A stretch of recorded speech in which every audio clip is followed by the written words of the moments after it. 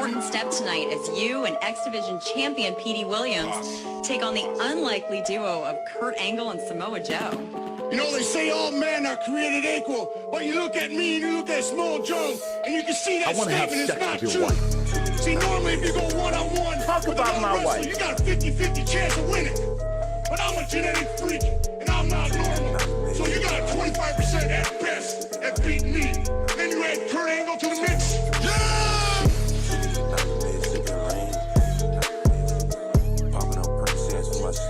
Meerkat Mob. I want to have sex with your wife. Talk about my wife. Please.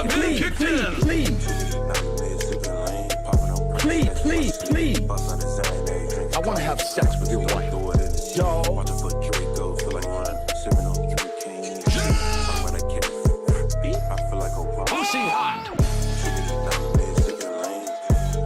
Suck a dog off. Please. I want to have sex with your wife. Dog. Baller alert.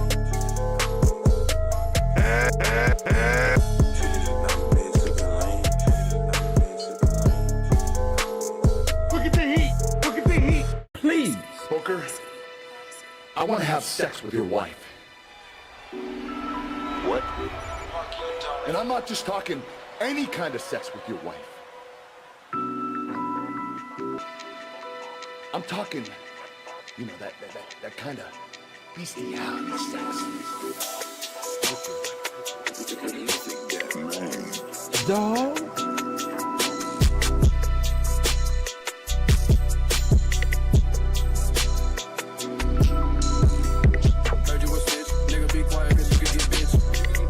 Please. Talk about my wife. I want to have sex with her. Let's fuck it up.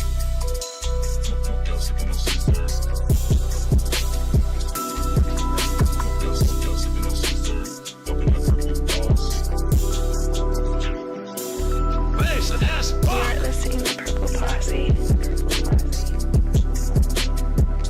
We the ones. You already know what it is. Let's see. Pussy hot.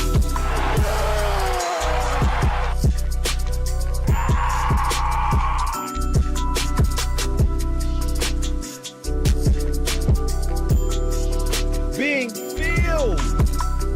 I have to curate my content.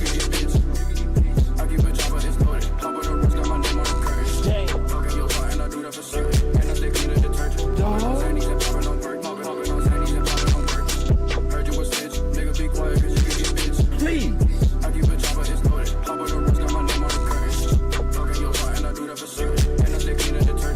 Let me tell you something, brother.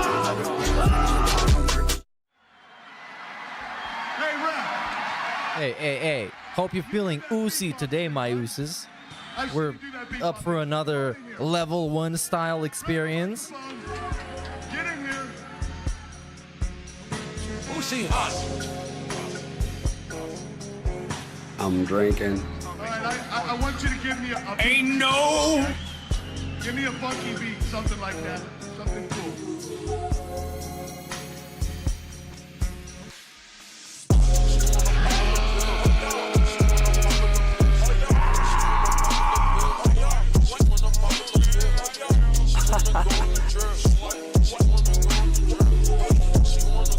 Motherfucker! Dog.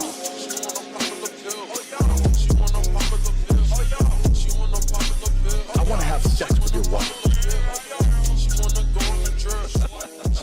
Dude, mid 2000s fucking WWE shit was crazy, man. Ain't nobody gonna tell me how to live.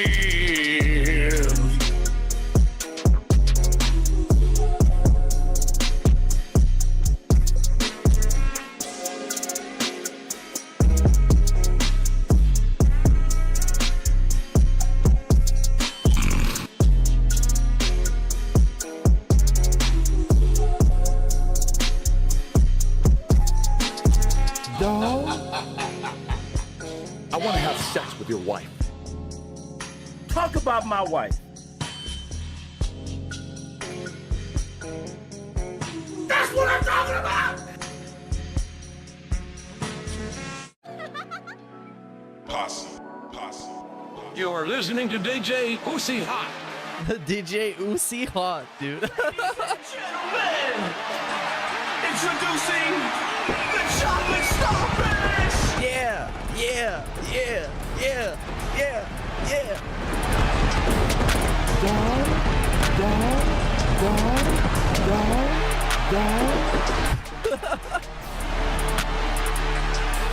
What's up, everybody? What's up? We're rolling. We're trolling. We're controlling. Yeah. So, welcome everybody. This is another level 1 themed experience. We're gonna watch the DSP podcast today, and later on, I don't know if I feel like it, might play some spooky game while I'm drunk, or we might watch something DSP, something. But first, there was a couple of interesting clips from yesterday from the React. There was one about LTG that is like a super ironic segment that aged badly immediately. Like, this aged like a glass of milk if you put it in a fucking something that, like a time machine or something. But anyways, and there's something else with some news anchor that I haven't really seen. And there was something about Derek spamming in chat about his birthday video from the little sucking cuck, that guy.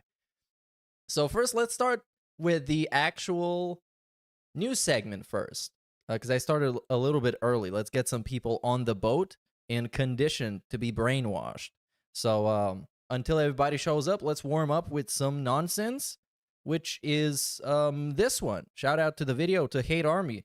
A video is called DSP Shits on Reporter Because She Had Children and Doesn't Get Video Game Accomplishments. I can almost imagine the fucking thing. I can almost imagine what this is going to be like, but let's see. Yesterday, just as he was about to start reacting, I got a call. It was one of my coworkers needed some help for something that was happening today, so I had to go and help him out. Everything went okay. I'm back now, but I'm kind of grateful that I didn't watch the react, because from everything that I've seen, apparently there is, what is this, 3, 4, and 8. There's 12 minutes of actual interesting stuff. So let's just go through it now. Hate Army, bro. Hate Army. Shout that out guy. to Hate. Good vibes to the Shout out to Army. Hate. Shout out to Hate. Shout out for hate. Shout out to Hate. Shout out for Shout hate. out for hate. Now, Tetris has long been touted as a video game that just can't be beaten because it just goes on and on.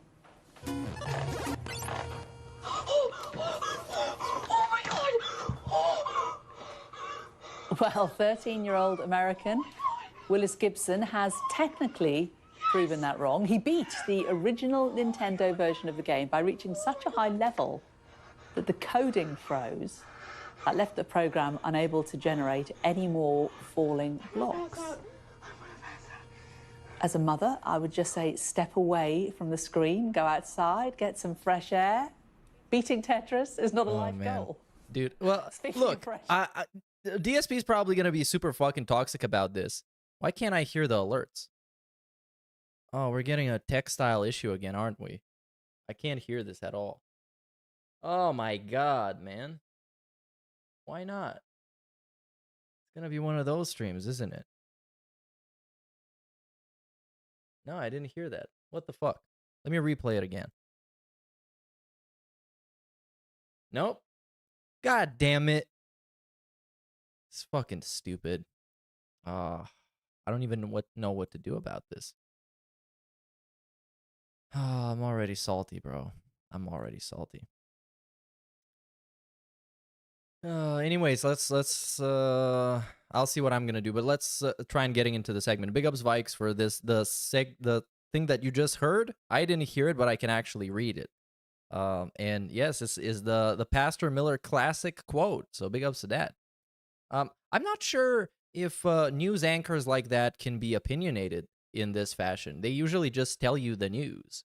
But this bitch, of course, because she's on Sky News. And the UK, like British news, are so fucking obnoxious. I can't stand them. From the screen, go outside, get some fresh air. Oh, you couldn't hear it either? Okay, then fucking sucks. Beating Tetris You is could not hear a it, life at goal. least would make some sense. Speaking of fresh air, let's get a look at the weather. Wow. What a nice impartial anchor for the news. Yeah, that's what I'm saying.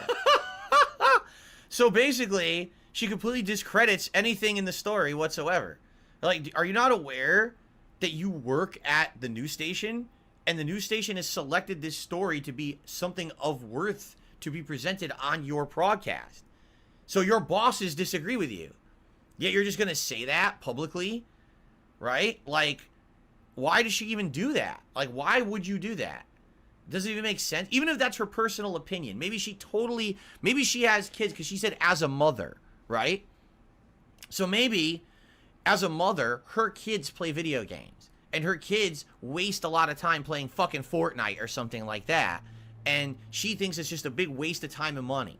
Even if that's her personal opinion on the subject, does she have a right to just spout that out on a public news broadcast that's supposed to be covering this as an actual story of importance? Like, why would she even say that? It's fucked up, right? You know? And by the way, I don't get it either why she would be saying that. It's but, 2024. Yeah. Hold on. Oh, it's 2024. Hold on. Knock, knock. 2024 is at your house, mum. And but this is the thing, right? Because everybody can just think about, oh yeah, why is she gonna say that? Whatever, let's move on. But he just gets genuinely upset over this. So look at how fucking mad he gets. I'll notify you that video games are the biggest form of entertainment on the planet. They bring in more money than movies, music, and television combined. Combined? More people play video games than any other entertainment medium. I'm gonna need a fact check on this. Maybe it's true, but that sounded like a very bold statement from somebody that never knows any kind of facts. He doesn't even know facts about himself. And you think that a kid beating a video game, the first in the world in this method, is not important or any kind of a goal. Well, what are your goals exactly? To do the same thing everyone else does, to pump out a couple of kids and yell at them about playing Fortnite? What? Maybe if you did something in your life that was worth accomplishing, people would be talking about it on the news too. You ever think about that? Instead of you... Oh my god, look at how fucking mad he gets. ...opinion onto someone else and no one gives a shit. Right? So maybe try accomplishing something for yourself before you shit on others' accomplishments, you fucking bitch. Oh my god, wow, that was mega toxic. I didn't expect him to get that pissed off over something that's pretty much a non-issue. Like, agree, disagree with what she said. It's just like completely nothing. It's just a bitch saying something on fucking news. They say dumb shit all the time, but this dude gets so ass mad about it. It's almost impressive. Like, what makes you get so pissed off? Like, genuinely worked up like that. Oh, man. I still haven't fixed the problem, by the way. I don't even know why it's happening. I'm very upset.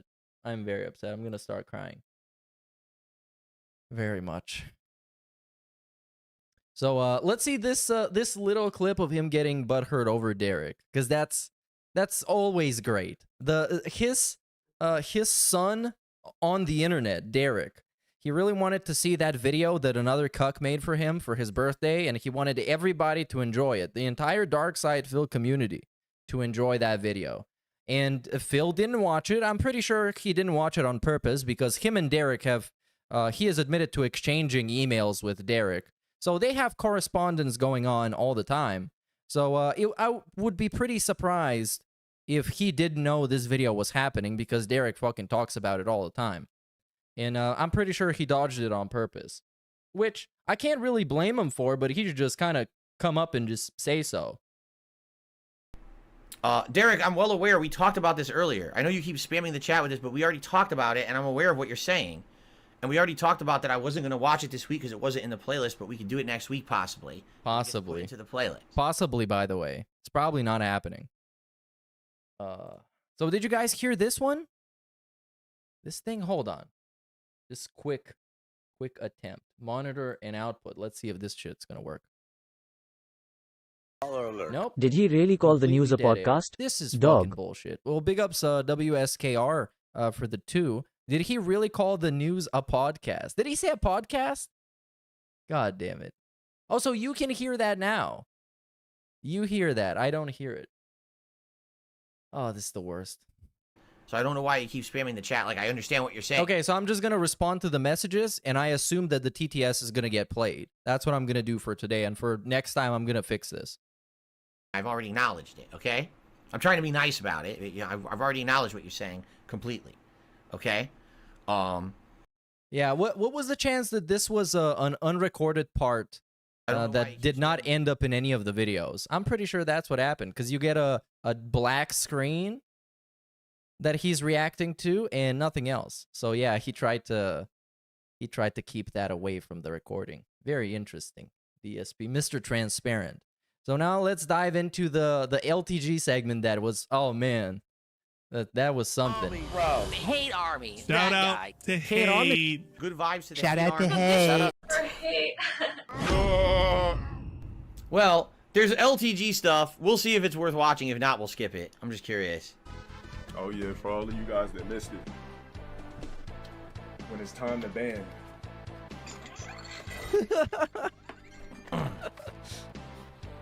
He's got the actual Iron Man glove with the Infinity Stones too. Look at all those stones. He's iced out. Cracking gems with ease. Yeah, he's packing the gems. Crushing gems. Refreshing my alchemy dust. Why did he buy this in the first place? Why does LTG have this to begin with? I'm very confused right now. This is like a 40-year-old dude. Is it an actual gimmick on his streams that he bans people like this? I would assume no, but I don't know. The real question is, how long will you stay?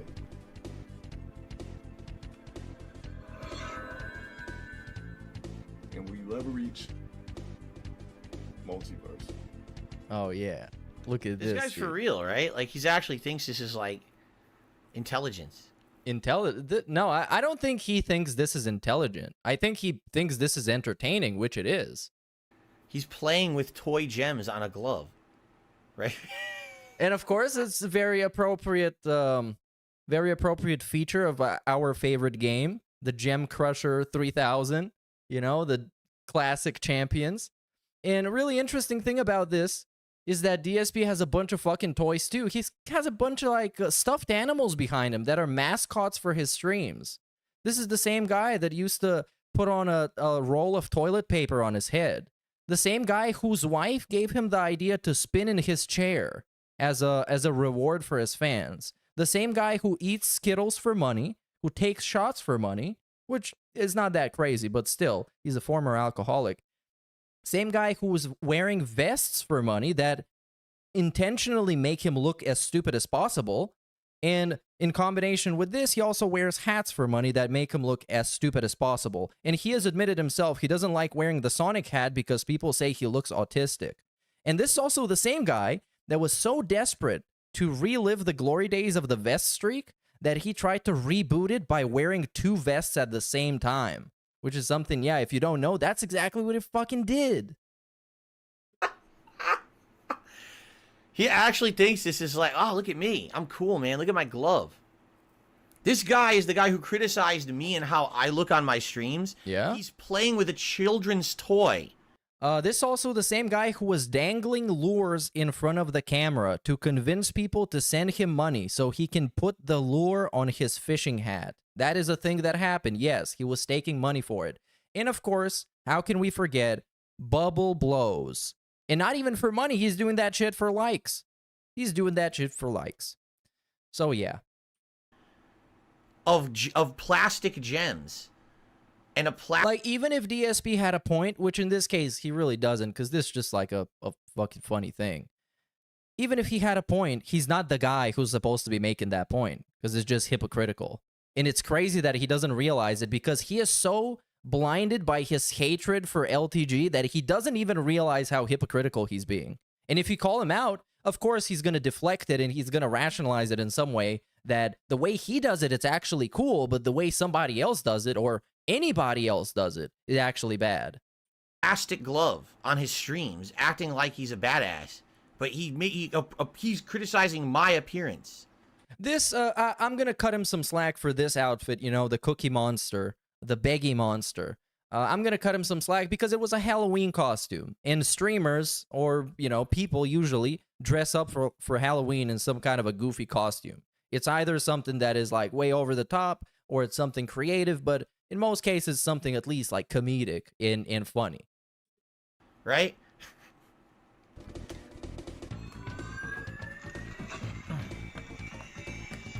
He's still going. He's still playing with it.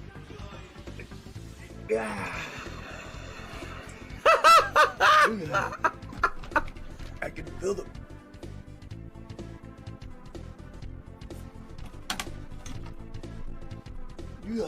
Alert. DSP reminds me of the Emperor from The Emperor's New Clothes. It fits the pig Hey, roach big to a ups Jay T. for the super chat, dude. When it comes to the Clumdio flowers.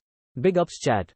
Yeah, he does kind of sound like the Emperor's New Clothes, and if you point out that the Emperor is naked, you just get banned. It's pretty crazy. What is happening?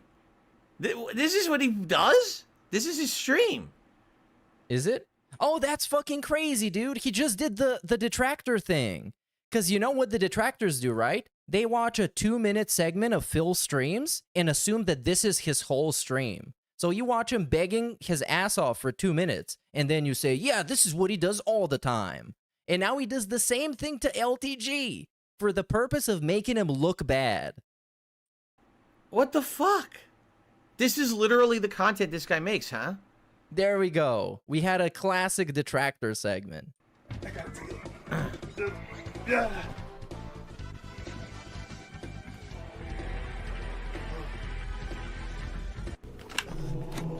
Oh, there's more than one. I thought this video was one instance. Oh, there's more than one. Apparently. Well, yeah, so apparently it's a gimmick since there's like a 6-minute video of him putting on the gauntlet. So it's like a get that ass banned gimmick. And I like gimmicks on streams. They're very fun when they're pulled off correctly. But DSP with his gimmicks, he just throws shit at the wall to see what sticks. And by sticks, I mean making him as much money as possible.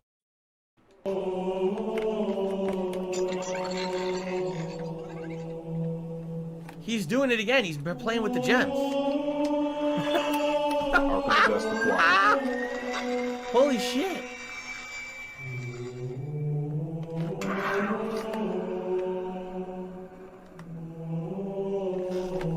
No problem. Imagine, dude, the worst thing that could happen is Derek getting his hands on one of these gloves. Because this gauntlet is going to make him go like 1,000 miles per hour. He's going to be jerking off at unprecedented and never before seen speeds. We don't need this. I hope this never happens. It's going to be some like quantum masturbation. It's going to be like 10,000 rates per minute. Crazy stuff. When does he bust out the big green Hulk fist and punch the two together like this? All right, since we have a dumbass nigga in here with a blue gem, right? I'm seeing a dumbass nigga with a blue gem that clearly does not know that I get stream sniped every time I cut on fighting games. Since you're a fucking retard with a blue gem that don't know how this shit works from now. Dude, when LTG goes and cuts a promo on somebody, it's legitimately entertaining. He should just become a wrestler and be some kind of a jobber that just cuts promos on people and then they just body fucking slam him. It's actually a fucking entertaining promo. You bitch ass worthless nigga, your gym is mine, you bitch ass nigga. Get that ass banned, bitch! Get the fuck out of my chat. And now we get the moment of silence to say that this is actually not funny. You see, you guys, this is actually the joke here. Oh my god. But there is something that's funny, though. We got a nice POV of the landing strip that's on top of DSP's fucking head. Look at this shit, dude. He's got more fucking bald spots than actual hair at this point. You could land a 747 right here. Let me enhance this for you. Let me use the power of online communication to make this possible today on this stream. Look at this. Man, you need the Infinity Gauntlet to grow some hair, my guy. You need all the Infinity Gems. God damn it, look at this. He got an axe wound on his head.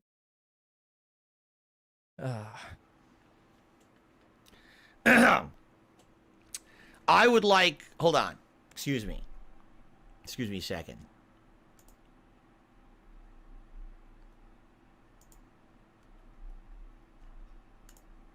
Oh, and now, of course, this is like he's proving himself to be a worse streamer right now because it took him like 5 minutes to get all his layouts correct. Then he got like 2 layouts. He's got 1 layout for talking and 1 layout for having something on the screen. And he can't even figure that out. Look at how clunky he is. Look at this. Streaming from 2005. Direct capture. I'd like to make a He's been directly captured from back in time. Public statement now to end my show for the week. I'd like to make a strong public statement.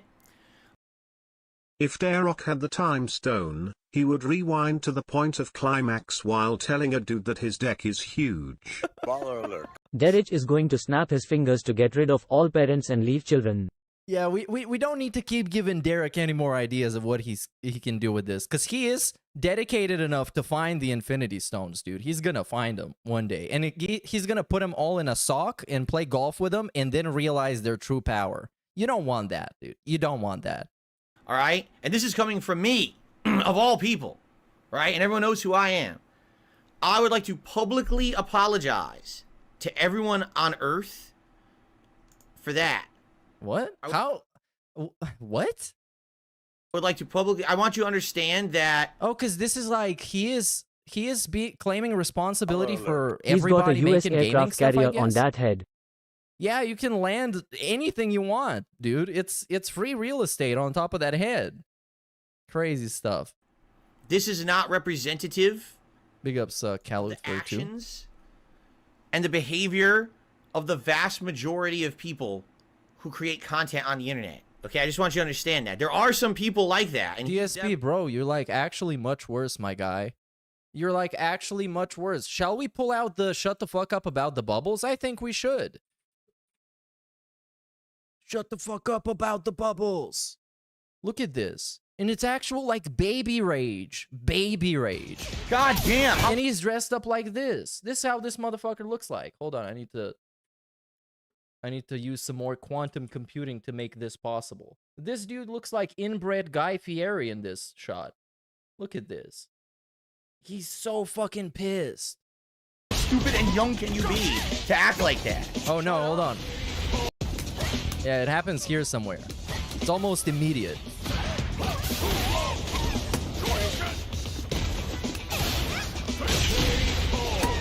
Can't do anything. Shut the fuck up about the fucking bubbles before I take away the bubbles forever. People being little bitches in the chat. I'm trying to learn how to play a fucking game. Shut the fuck up and act older than 5 fucking years old about the goddamn bubble. You fucking idiot. Yeah, and he was so mad that he ran out of air, dude. He got winded from shitting on his chat, asking him to blow bubbles for likes. This is the context. He's supposed to blow bubbles for likes. This dude is unhinged. And now we're sitting here on a high horse, excuse me, high cat, and we're talking about how he claims responsibility for this and he apologizes on behalf of LTG because he's also a fucking streamer. Definitely, I guess, one of the prime cases, but I do feel like I have to apologize to those who watch this stuff because, wow, I mean, right? Like that's, you know, over the years, there's some instances where people are like, remember when PewDiePie said the N-word and then it made everyone look bad and it was a collective demonetization on YouTube? No, he didn't make everyone look bad. He just, the adpocalypse happened for everyone. So he kind of fucked over everyone. He didn't make it seem like all the gamers were saying the N-word. He just fucked over everyone by causing the adpocalypse. Everyone lost their jobs and careers and everyone blamed PewDiePie. I don't think that's really the case. I think that was a scapegoat. But in this case, when this was real, right? This was not doctored in any way. This was just taken straight off the stream, correct? Right? I mean, all right. So I would just like to, you know, again, apologize because I want you to understand that when we started creation of this content, like I started over 15 years ago making content for the internet, all right? When I started as a content creator to inspire other people to do like improv commentary. Oh, right. To talk with their... He started doing it to inspire other people. Now we got extra meaning to him doing it. It wasn't just for clout and money and attention. It was to inspire people. Couldn't you find something more inspiring to do than play fucking video games? Audience, this was not my intention. I want you to understand that. This content, this behavior was not what I was intending to inspire. All right? This obviously is what they call an unintended consequence, an offshoot. I cannot believe that he thinks so highly of himself. And I know he's like I an thought Phil unhinged was leaving the drama narcissist. in 2023. Yeah, right. You might think that after causing drama with this same guy last year, not even like 8 months ago, he would fucking just give up on it and ignore him. But no, we're just having segments like this now. Of things, you know. I know that over the years I've inspired tons of people, you know. Again, it's the reason why many people made content. Here's the thing with his inspiration. I think it's less that he inspired people because of the high quality content he made, and more about somebody looking at how dog shit his playthroughs are and that they get like 10, 20,000 views and saying to themselves, dude, I can do much better than this. And then doing much better than this, much like PewDiePie and other people from that time. So it's not like a positive inspiration. Content, and it's just like this person, then this person, then this person, and it just keeps snowballing. And I understand that there's been some end game stuff. This is kind of like an end game, right? What we're seeing right here. But this was not what I meant when I started back then. You know, in some cases, there's I wasn't expecting for a man who's supposed to be a grown man individual playing with a children's toy on his stream, talking about crushing Phil. plastic gems. Come on, Phil. Insulting his chat and bro, reveling in the banning. This dude, does he legitimately have split personality and he has no idea of all the actually childish stuff? I just remembered at some point he had a slipper on his head. He just took a slipper and put it on his head for some reason. I don't remember the context, but he did it. And he did a bunch of other stupid fucking moronic, idiotic shit. Right, reveling.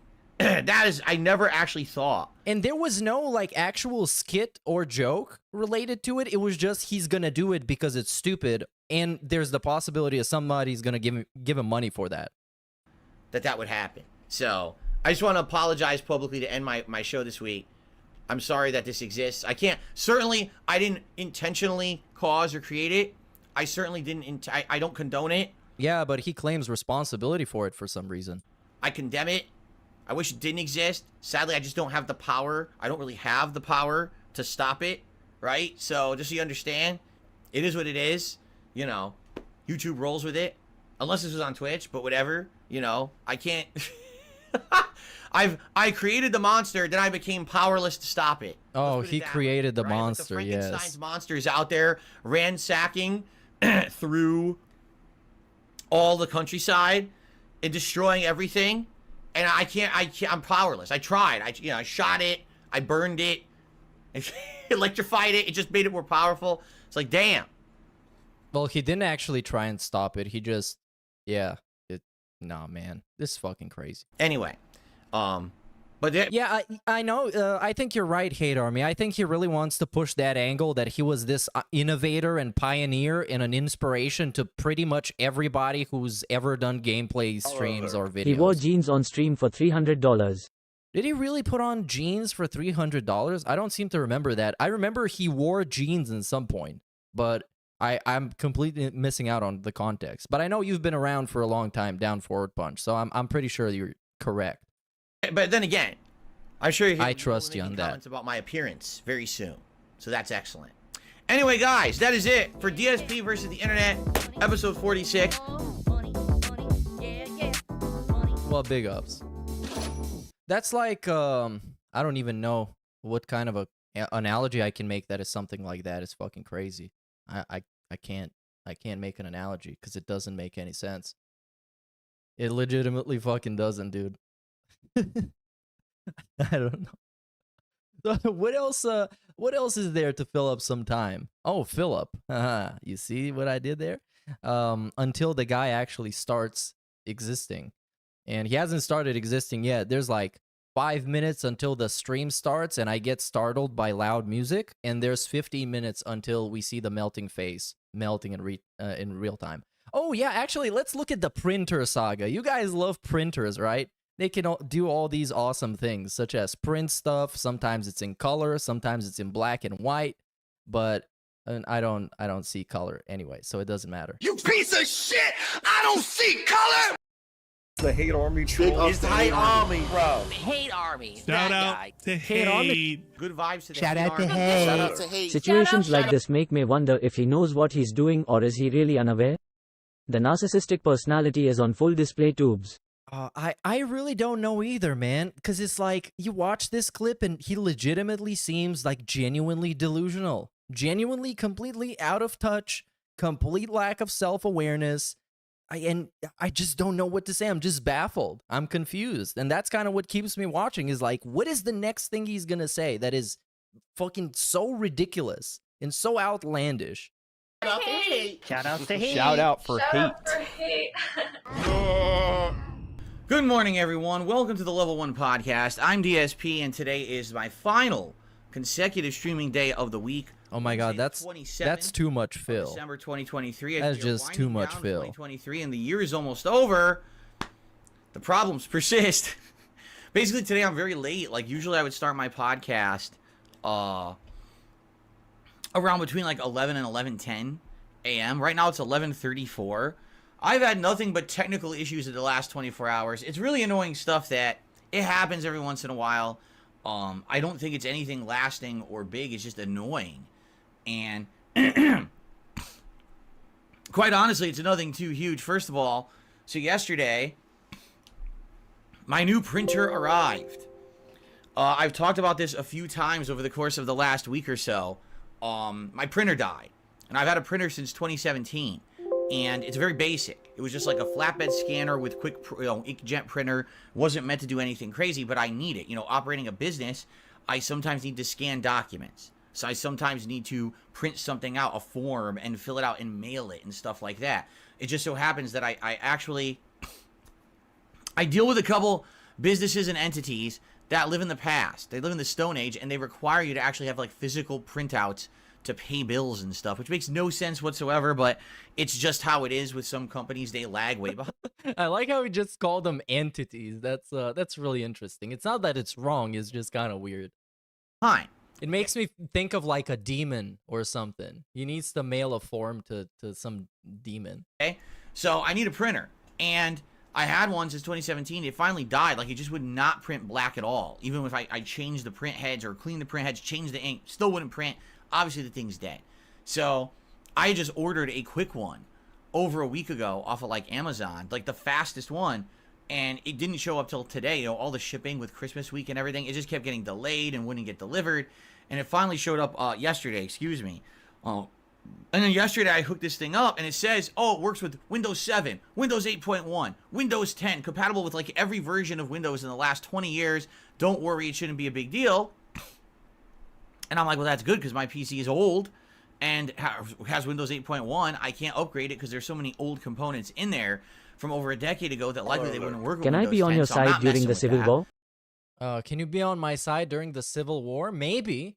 Maybe. Do you have a bribe that I'm interested in? Do you have benefits you can offer? Do you have a home defense hatchet?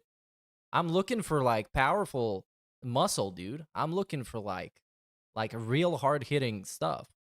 But I just need very basic print capabilities. Big So ups, let me just order Mr. some cheap Extravagant. one. And, you know, Meanwhile, in the background, I'm trying to fix the TTS and everything. yesterday, I came into my office almost, I would say, an hour before when I would normally. All right, here's what I'm going to do. I'm going to restart fucking OBS because 90% of the issues are fixed by restarting OBS. And this stream should not go down. And I'll be able to resume it, but in case it does, I'll just make a new broadcast. I'll be back in like 30 seconds. Okay, there we go. Right, we are back, correct? Correct. Oh, it should be correct as hell right now. Yeah. What?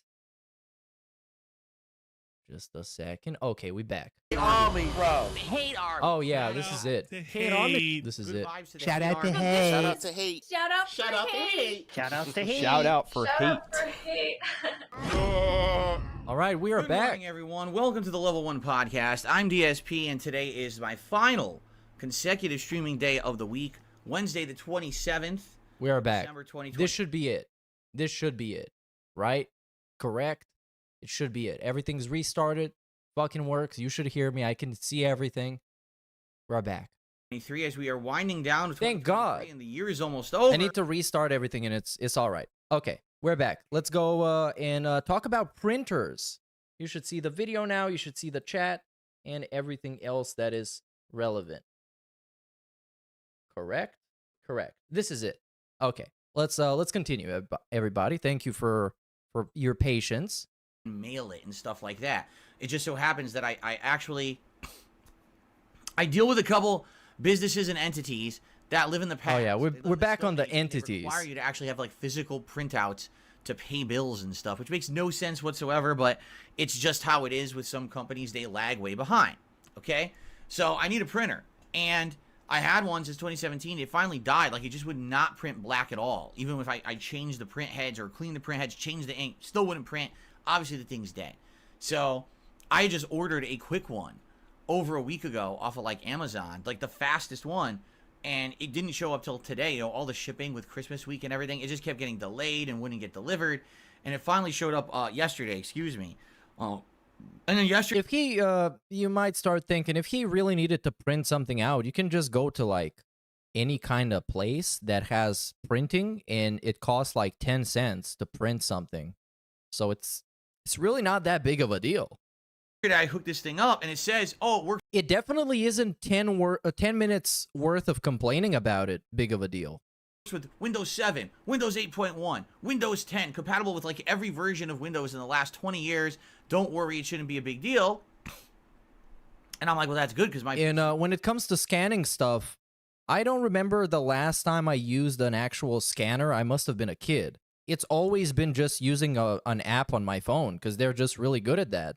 You can do it in color or black and white. So I don't see why he would even need a scanner.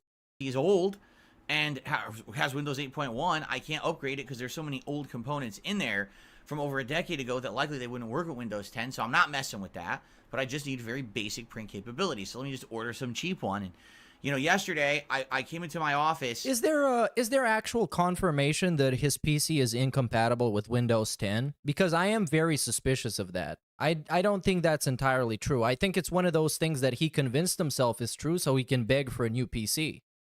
Almost.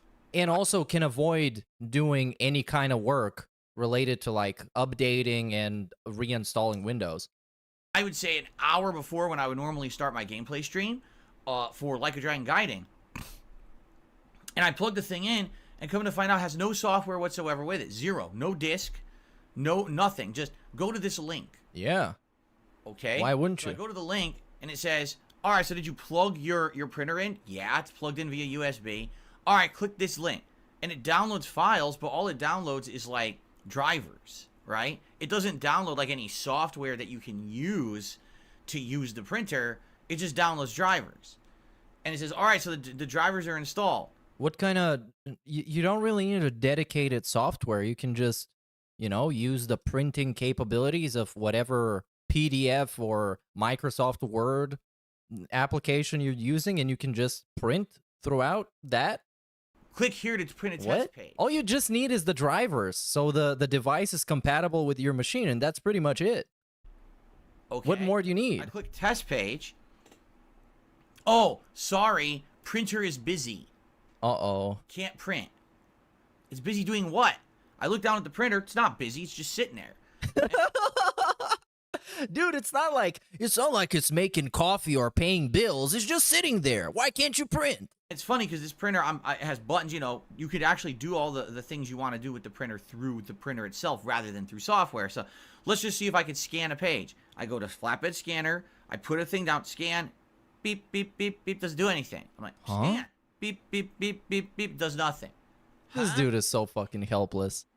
So what the hell? He is so lost. Like, if there wasn't people that are convinced that they could be his friends if they cuck out for him and they do everything for him, he would have been just fucking gone off the internet a long time ago. This dude can't make anything. I don't know. So basically, I spent an hour trying to get this thing to work before my stream yesterday, and wouldn't work. So I started my stream late last night. Okay, apologizing to everyone. Sorry, I was trying to get this printer working. You know, it wouldn't work at all. after my late night stream last night, I restarted my computer, okay?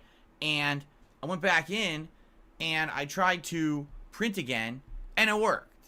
So it needed a restart, but it didn't say it needed a restart. So the print works, but the scan, I can't figure out how do I scan, right? So I start searching my computer and come to find out, like in Device Manager of Windows 8, you can see your printer, and if you click on it and you right click on it, it'll say like scan.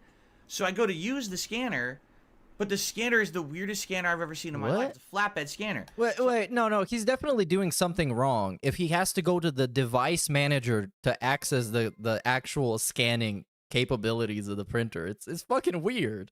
Why would you actually try and do that? The PC I built in 2013 is 100% compatible with Win 11. Yeah, I'm 90% sure that he could just upgrade to Windows 10 or maybe even Windows 11 if he actually tried. I'm almost sure that you can do that for free as well, because Microsoft never stops harassing you about updating. So yeah, I'm pretty sure he's full of shit, but it's Dark Side Phil. I mean, he doesn't know his ass from his elbow. So I say, okay, let's scan. And it'll like scan, but it like auto detects segments of the sheet you're scanning, and it separates them into different files. I was like, what the fuck is this? Why is it doing that? I just want one file scan. Just scan the sheet of paper. No, this quadrant is file 1. This quadrant is file 2. This quadrant is file 3. I said, what the fuck is going on? Dude. This is the stupidest thing I've ever seen. He bought right? some like cyberpunk futuristic printer. He has no idea what to do, man. So then I was like, well, what about if I just use the printer itself? What if I don't even try to use any interface with Windows? So the printer says flatbed scanner, and again I hit scan. This time it works, and it scans it to my computer as one of those PNG files, and it looks great. So I'm like, all right, so I can basic print, that works, and I can either select color or black and white, and I can scan. That's literally all I need it for, right? But you would think that should have been like you plug it in, it loads in a couple minutes, it works. No, this thing needed, you know, an hour. Everything is an issue for this guy. Restarting the computer and all of that. It's a mess. What's funny is they do have a program that you can download that basically makes all this easier. It's called their Scan and Print Suite program, right? Oh, wait, so they actually had a software for the printer. He just couldn't find it at first. And then he was fucking around with it for like an hour and then realized it exists. And it was somewhere in the manual, probably. Oh, cool. Can I get it? No, it only works with Windows 10. Oh. So they sell a printer that says compatible with 7, 8, and 10, but the actual ease of use software for it only works with 10. Yeah, just upgrade your PC, dude. So anyway, that was my night last night. You know, that was my technical difficulty. So after my stream was done, I queued up all my videos to upload as usual. All right. And everything looks normal. Usually what I do is when I finish my late stream, I queue up my videos to upload for that stream. I do my schedule, and that's it. And I spend the rest of the night, you know, with my wife and go to sleep. And usually I wake up in the morning and everything's fine, right? No problems. I wake up this morning and I got multiple messages from people. Are you aware that only one of your 2 Like a Dragon Gaiden videos uploaded? The other one says it's there, but it's not. My God. It's in the playlist, but it's not viewable. I'm like, oh my come Lord. on. After all that problem I just had last night with the stupid printer, I don't need more technical difficulties, right? So this morning I come in here and I'm trying to figure this out. No, I don't think this is called technical difficulties. Technical difficulties is what I just had, where I just needed to restart my stuff and everything worked. His is just ineptitude and a lack of any kind of desire to learn how something works. So the problems keep happening because he just doesn't fix them. It shows that the file... It's not really a technical difficulty. 55% and just stopped. But the internet didn't go out because you can see all the pages are loaded. Because, you know, sometimes the problems are not in the device. It's in the operator of the device. It's not like... And many times, this is the problem for Phil. Remember when he bought a controller for the PlayStation 5? Because he convinced himself that the old one was broken? And I think he didn't actually buy it. Somebody else bought it for him. And then he realized that the problem was that his haptic feedback was turned on. And it bothered him. And then he turned it off. And now he just has 2 working controllers. Yeah. That's the type of guy. Because he pretends... I don't even think he pretends. His ineptitude actually benefits him because instead of learning how to do something, he can just say he doesn't know how to, make a 10-minute segment about it, complaining, and then somebody buys him something or sends him money or helps him out in some kind of way. So it's actually in his favor to be as stupid as possible at any given moment so he can benefit as much as possible. That's a really healthy mindset that really gets you through life. It just, the internet stopped working. It just decided to just stop uploading at 55%, and it's just sitting there. Okay? So I'm like, so what can I do? Let me try to resume the upload. I try to resume the upload. Yeah, that's true, Dead Wendell. He is consistently rewarded for it, and this is negative reinforcement, and it makes him feel that he wants to do that more. Me open the door gun. What was that? What? Is this where we sign up for the detractor war? No. That's on Twitter, I guess. That's where you sign up. You need to pledge your allegiance. Microsoft is Fill in the worst with form. Constantly asking for updates. At a such point, no matter what I'm doing, it's like, hey, update, and F off Microsoft. Yep. There's certain ways that you can tweak around in the registry so you make them stop. If you're willing to work with that, you just go and look it up. There's ways to do it, dude. You can hack Windows. And yeah, the first one is rapid fire complaining makes me open the door. Rapid fire complaining makes me open the door gun. I'm gonna open the door and shoot you. Yeah, he's going from one complaint to the other complaint. It's just like, man, when does it fucking stop? And he's going live in a bit. Let's watch like 30 more seconds of this while the intro takes place. So is there something wrong with my uploads? So I go to speed test, I run a speed test, my upload's fine. It's fast. It's not my internet. There's something going on with YouTube. I attempt to upload another file, that won't upload either. And I said, well, that's not good because if I can't upload, I definitely can't stream. So what the hell's going on? So I sat here for about a half an hour this morning trying to figure this out. Behind the scenes, I'm messing around. Can I try this? Can I try that? I honestly wish I could tell you what actually fixed it, but I think there was something wrong with the browser window and its connection to YouTube. Because what I did is I basically like closed everything and then I started fresh. Whoa. Like I reopened the browser. Look at how he's talking about it like he did a heart transplant. He closed the browser and opened it again, and it fucking miraculously worked. This shocks me. Speaking of shocking, the guy is about to shock us with another daily dose of quality, meaningful content. So let's experience it together. Good morning, everyone. Oh my God, no. One podcast. No, why is he wearing this again? God damn it, dude. God damn it. God damn it. God damn it. Damn. Today is Monday, the 8th Super of January, effeminate. 2024. He's more effeminate than I am, and I'm supposed to be the effeminate man. God damn it. I'm DSP, and I welcome you here to the show. I hope you're all doing well as we begin a brand spanking new week of streaming fun. No, don't talk about spanking. Please don't. I want to have sex And with as your we wife. begin my year-end series starting tonight, which I'm very excited to start. As you know, every year, at the end of the year or very early in the next year, as usually ends up being the case, I recap everything that happened the year before. The most disappointing games of the year, the best games of the year, and this year we're even doing something special where you're voting on your personal picks for your favorite playthroughs of He's really stupid for doing that on the night stream, by the way. I don't know what made him decide to do it on the night stream.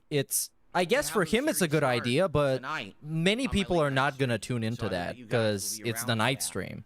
Basically, everybody in Europe is just getting cucked. All my ongoing playthroughs. Yesterday we had kind of a hiatus of that with React Day, and then I had a night where I had to make private Patreon videos. I'll talk a little bit about that in a minute. We got a little bit more progress with DSP Throwback, listening to your feedback, trying to implement changes that you guys wanted.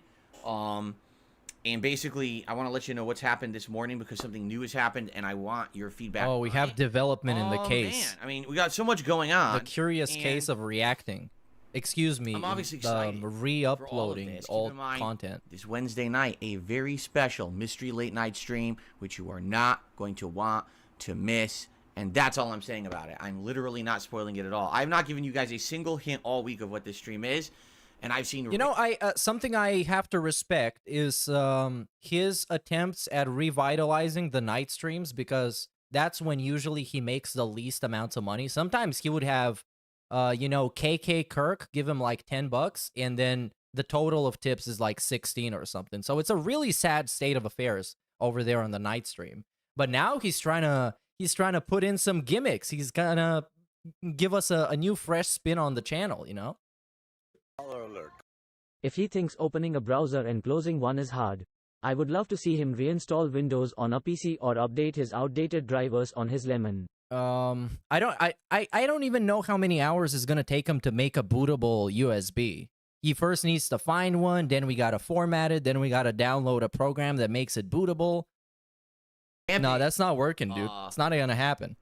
He's gonna get a tech guy to reinstall his Windows. Things about it, speculation, I guess, is the correct word, right? And you know, you're gonna find out. Because the thing is, once you reinstall Windows, you kind of have to wait for all the drivers to be downloaded, because depending on your build, it might be outdated. So you need to wait for a little bit. You need graphics drivers. It's not just reinstalling Windows for your whole setup to be complete. So it's going to take him actual days until that PC is usable to the capacity he needs it to. Rather than later, but I don't think anyone got it right. But again, I am really, when it comes to, I'm like, I have a pet peeve about a t-shirt under something that you're wearing. Why? Not being even. You notice that? Like, I'm sitting here and I'm like, oh, so I'm wearing my nice cardigan. This is my wife's Christmas present to me this year. That sounds like it's your wife's cardigan, because it's way too big for you, and it's very feminine. Cardigan sweater. It's super comfy. It's very, very warm. I love it, but the shirt underneath is not evenly distributed, and it bothers me when the undershirt is not even. It literally bothers me, and I'm looking at my camera. I'm like, wow, now it's not even. Now I'm bothered again. So do I just not look at the camera? What do I do? Not look at the camera? Because you know it's not going to be even all day, right? Like, let's be real. No one's body is completely symmetrical. This is the least of your issues, is your shirt being uneven. Literally the least of your issues. That undershirt literally even all day long. Jim and Tyrone make him wear the grandma cardigan so he seems more feminine while they rail him. Yeah. Wait, they rail him? Oh, come on. I didn't know about that. I thought Tyrone was just showing up to the front door and he's like, I want to have sex with your wife. And then Phil is like, talk about my wife. And then he's like, please, Tyrone, please do it. Please. I'm going to wear the cardigan you like, dude. Can I just watch? The more I look at that camera and stare at it, the more it's going to bother me. And I'm just going to like, I didn't know they were doing him. Fuck with it again. No, wait, I'm supposed to be doing a stream. Anyway. Thank you all for being here on the show. Today we're going to cover, some schedule updates. I want to talk a little bit about the updates to DSP Throwback, more of which are in process. And today we got just a little bit of game news. Not too much, but a little bit to cover. Again, it's been a slow news week. There's not much going on in regards to the news cycle. So that's why I really haven't been talking about it much this week. May have some time for Q&A. Underrated DSP-ism. He wears clothes on 2-week cycles, almost on schedule. I suspect Karen's cardigan will be back on or around January 22nd. Book it. Oh, all right. You should definitely book it, because I'm going to fucking forget. But you should remember that, and everybody paying attention right now. And let's see when the next time this is going to show up. It's going to be. That's an interesting thought. Let's see how today goes. Put it in your calendars. Around January 22nd. So as always, let's start at the beginning, which would be yesterday. Oh, yes. So yesterday was my... the beginning is yesterday. It's not even today. Here today of the week. Every Sunday, I do my React show over on DSP React. It's the one consistent this shit piece of sucks. content that I've stuck to on that channel all busier nights, even though I didn't stream. So just to give you some perspective on all the stuff I did last night, okay? So I had to film 4 different private patron videos, some of which were private. Yeah, this dude is already complaining about making money, because don't forget, one of these videos costs $50. So 4 of them, that's $200 that he got to watch somebody's video on YouTube and say what he thinks about it. It doesn't bother him that he's wearing a woman's sweater, but an uneven shirt is bothering him. I'm gay, gay, totally gay. That's the super weird thing about him. He acts like he's some kind of like a OCD perfectionist about certain things. Like really weird stuff. But then again, he's like the sloppiest fucking mess in all these other aspects that he just doesn't bother with. Some of which were Q&A videos. And that took over 2 hours just to get through. Then I had to upload all those videos and send them to the appropriate party so they could be watched. Then I had to set up all my usual stuff for the next day. So I had to do the daily wrap video, had to do the schedule updates, had to update Nightbot with the new schedule, like all the stuff I do at the end of every normal streaming day. So I did all of that, and I look at the time, and it's already past 9 p.m. Now, normally that'd be the time when I'm finishing my night stream. I'm like, well, I gotta get to work on the year-end series, because tonight is the launch of my year-end series. I gotta get it set up. So I pulled out my list of all the playlists that I had created in 2023, every game basically that I had played in the year, and I started weighing and balancing games against each other, right? What games were just atrociously bad overall, which obviously that's going to hit a disappointing games list, right?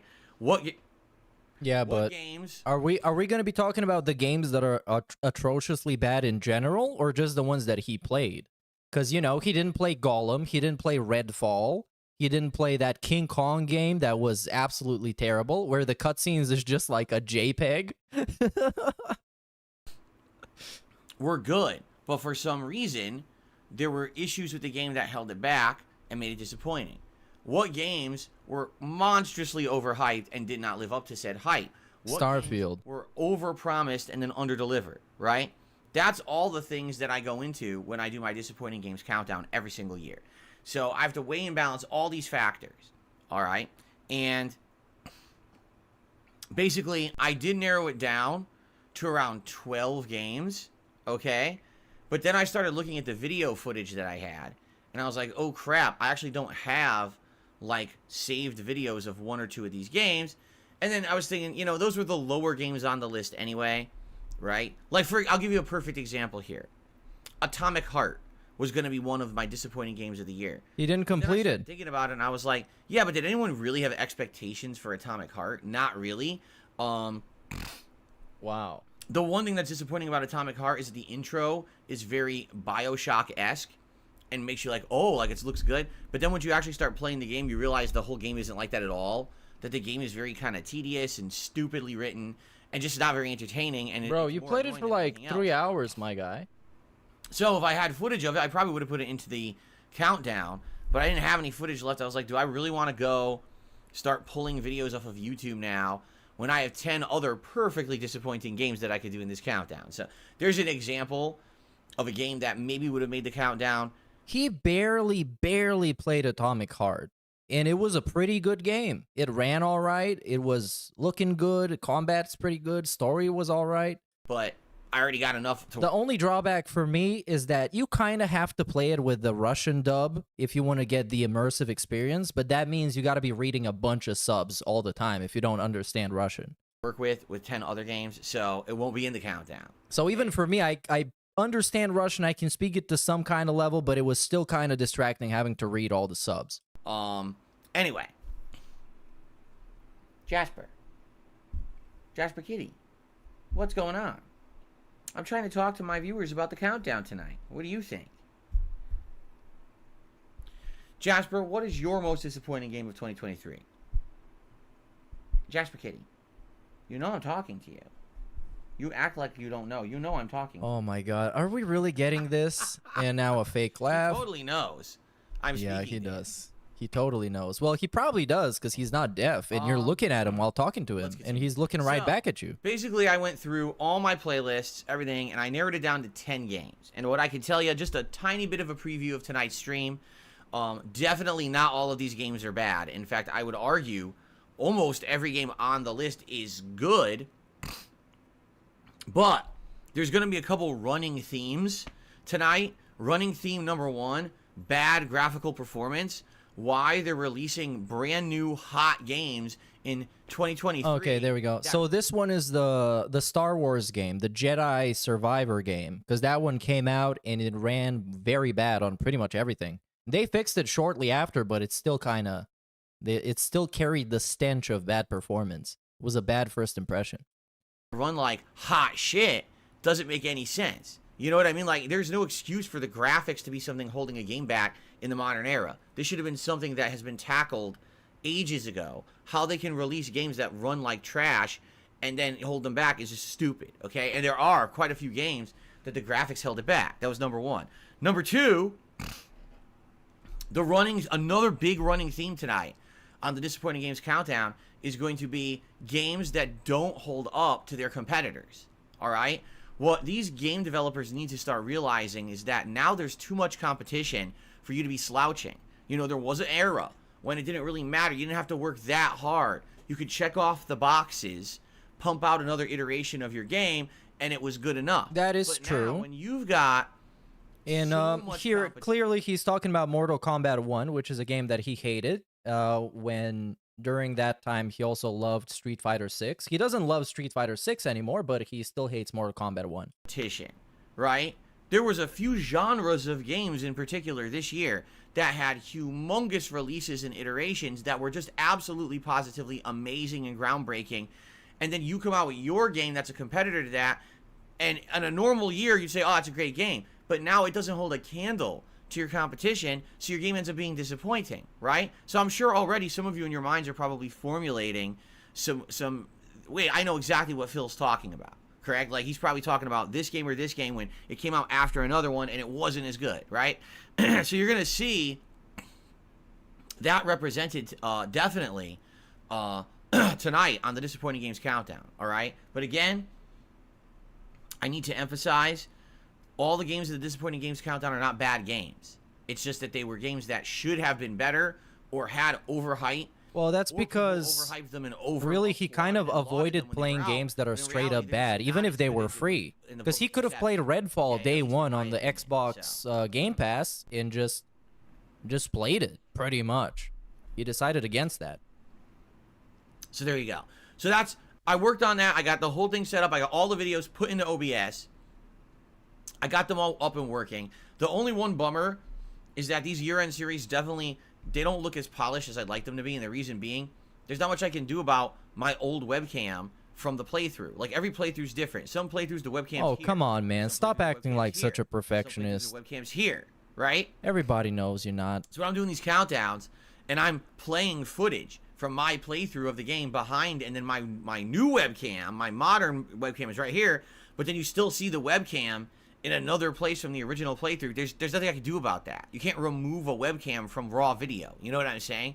So it does make it a little weird and discombobulating and disappointing in that regard, but there's not much I can do about that.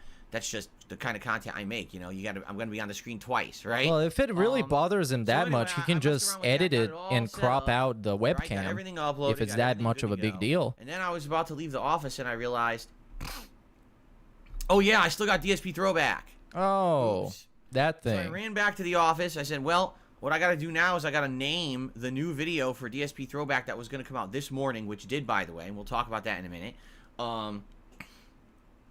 And then I got to start uploading more videos. So just so everyone knows, talking with my team of people working on DSP Throwback, okay, currently, I have about enough raw footage currently uploaded. Yeah, now it's a team. He's working with a team, by the way. And I'm sure there's more than one person, because some of them make the fucking thumbnails, some of them edit the actual videos. But then again, my point still stands. He was hating on all these YouTubers that have teams working for them that get actually paid. And now he's got slaves. And not only is he a hypocrite, it's actually much worse than just being a hypocrite. He's going above and beyond to do worse than the people that he's making fun of. Parts of Final Fantasy 13. Okay? Right now, as of this morning, Part 5 went live. So roughly, we have about another week of footage of Final Fantasy 13 that can be edited and ready to go and put out into new parts. Okay? But if you remember, the discussion that we've been having is that people are probably going to get burnt out if all I do is release Final Fantasy 13. In fact, you can go check out the channel for yourself right now on DSP Throwback, which is youtube.com/@DSP Throwback, or type !throwback in the chat if you want a link in the chat. Imagine not replaying FF13 with direct capture. Yeah, I don't know why he's not just replaying the game. If the original playthrough was so classic, then just do a new playthrough. Part 1 is like almost I don't really get it, but whatever. Which is crazy. I wasn't expecting that. I was thinking these videos would get 1,000 views tops. Seriously. Part 2 has maybe like 1,100 views or something like that, so just over 1,000. Part 3, I think at this point has around 800, 900 views, and Part 4. Oh yeah, you know that's actually a very funny point and an accurate point. With the Arkham edits, by the way, like a 15-year-old kid, he was basically exercising child labor. It's not even like a grown-ass dude doing it. He got some 15-year-old dude. And when the 15-year-old asked to get paid, they got exiled immediately. Dude, come on, man. Today, now we saw the dip off because Part 4 only has like 500 views. Okay? So now you've seen the trail off. When you have this hype, this initial hype for a new playthrough that's been gone for, you know, the greater part of 10 years, people get excited for it, they want to see it, they start watching the initial parts, and then boom, the trail off happens. Particularly, I'm not surprised this happened with Final Fantasy 13. Can I be honest with you guys? The game is boring. The game actually doesn't get good until much later in the game. Oh, so you should go watch all the parts. 10 to 15 hours of you're stuck in this very linear storyline that's confusing, and I'll be quite honest, it's not that interesting. The plot of Final Fantasy 13 is pretty damn boring. The game gets better when the game opens up and you get to the world where you can explore fully openly. The music gets better, the graphics get better, the content gets better, like the whole game gets better. But you have to go through like 15 boring ass hours. I don't know what the hell they were thinking. That's some of the worst pacing I've seen in an RPG. To this day, it still doesn't hold up. It's really badly done. Okay? So, I think what happened is the appeal of seeing this playthrough live lasted 2 days. And then people just kept watching and like, wait a minute. I'm on Part 4. Wow, there's like, it's kind of boring. Like, the plot's kind of stupid. It is. That's what I was saying the whole time I played the game 14 years ago. I thought the plot was quite boring. So, I think it gets better later on, but how many people are going to stick around, right, for me to hit Part 30 when the game gets good?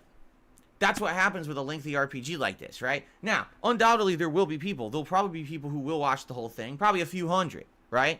But the point I'm making here is if this game is so long, if this playthrough is going to end up being 60 plus parts, right? Are people going to want to just see Final Fantasy 13 on that channel for 60 plus days and nothing else, no other content? I think people would be quite upset and bored. Then, if he knew that, why didn't he just upload a different playthrough first? Some playthrough that is actually hard-hitting and super entertaining and really fun, and then leave Final Fantasy for later. I just don't get it. But that's the DSP thing. You never think ahead. So, a signature as of last DSP. night, I uploaded my first batch of Red Dead Redemption videos, okay? Oh, yeah, that's true. That's a good point. You gotta make partner first. You gotta become a partner first. And then you gotta upload the actual entertaining playthroughs. So what we're seeing right now is just some test, like dummy data. Some dummy playthroughs that he just uses to become a partner again. There you go. This is from my original run, which I believe I want to say was around mid-2010. I'm not sure exactly when the game came out, but it was around mid-2010. So I uploaded the first batch, and what I'm going to do is continue every night. The thing is, to upload those videos, I have to upload them overnight. And the reason being is if I upload during the day, it's going to hinder my daily uploads here on DSP Gaming, which I can't do. I need my regular content to be coming out. So I have to batch them up overnight to upload. And then hope for the best, because I'm not sitting here micromanaging and making sure they upload. But for the most part, it's been working, okay? So the first batch I uploaded, I'll probably upload a bunch more over the week. And so now, what we'll be able to do is at some point, maybe next week, not this week, but maybe next week, we'll begin an alternation. Where maybe it'll be like, one day it's Final Fantasy, one day it's Red Dead Redemption. One day it's Final Fantasy, one day it's Red Dead Redemption. So it's not just the same thing constantly, okay? So...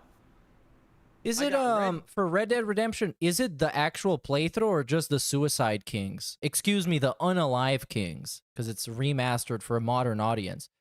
Because if it was the original playthrough, the game recently came out on the modern consoles. Yes, it does cost money, but if he wanted to play it and it was such a good playthrough, he could just play it again. Some Red Dead videos uploaded.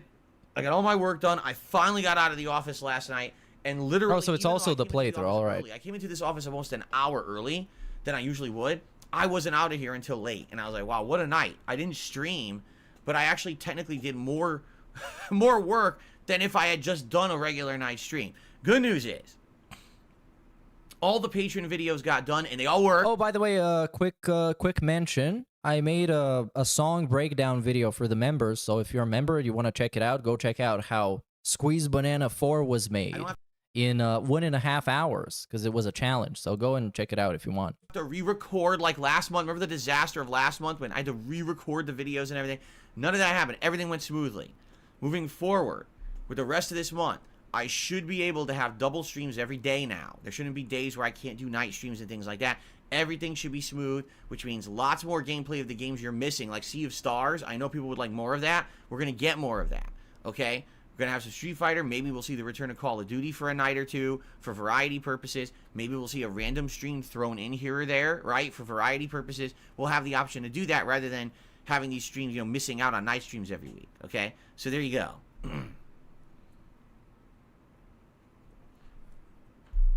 All right, very nice. Let's get to the next thing. He's doing such a good job selling this channel to me.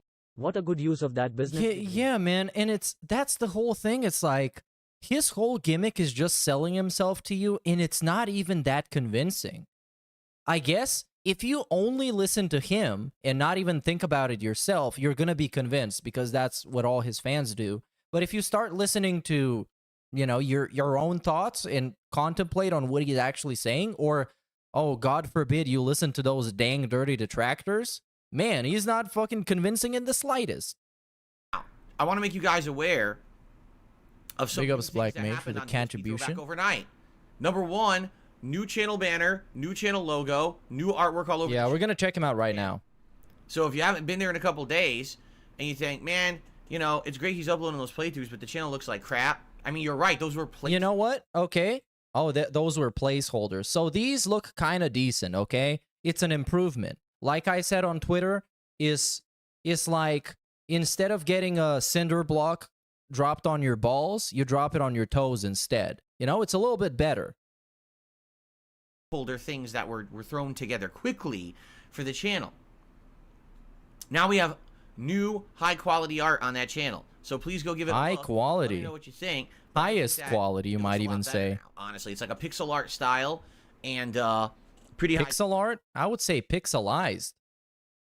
Oh no, I fucking refreshed the page. God damn it! Now I need to go back by 1,000 million years. See, one day it's Red Dead Redemption. So okay, I'm gonna find it right now. You like this better, or you know, it's great he's uploading those playthroughs, but the channel looks like crap. I mean, you're right; those were placeholder things.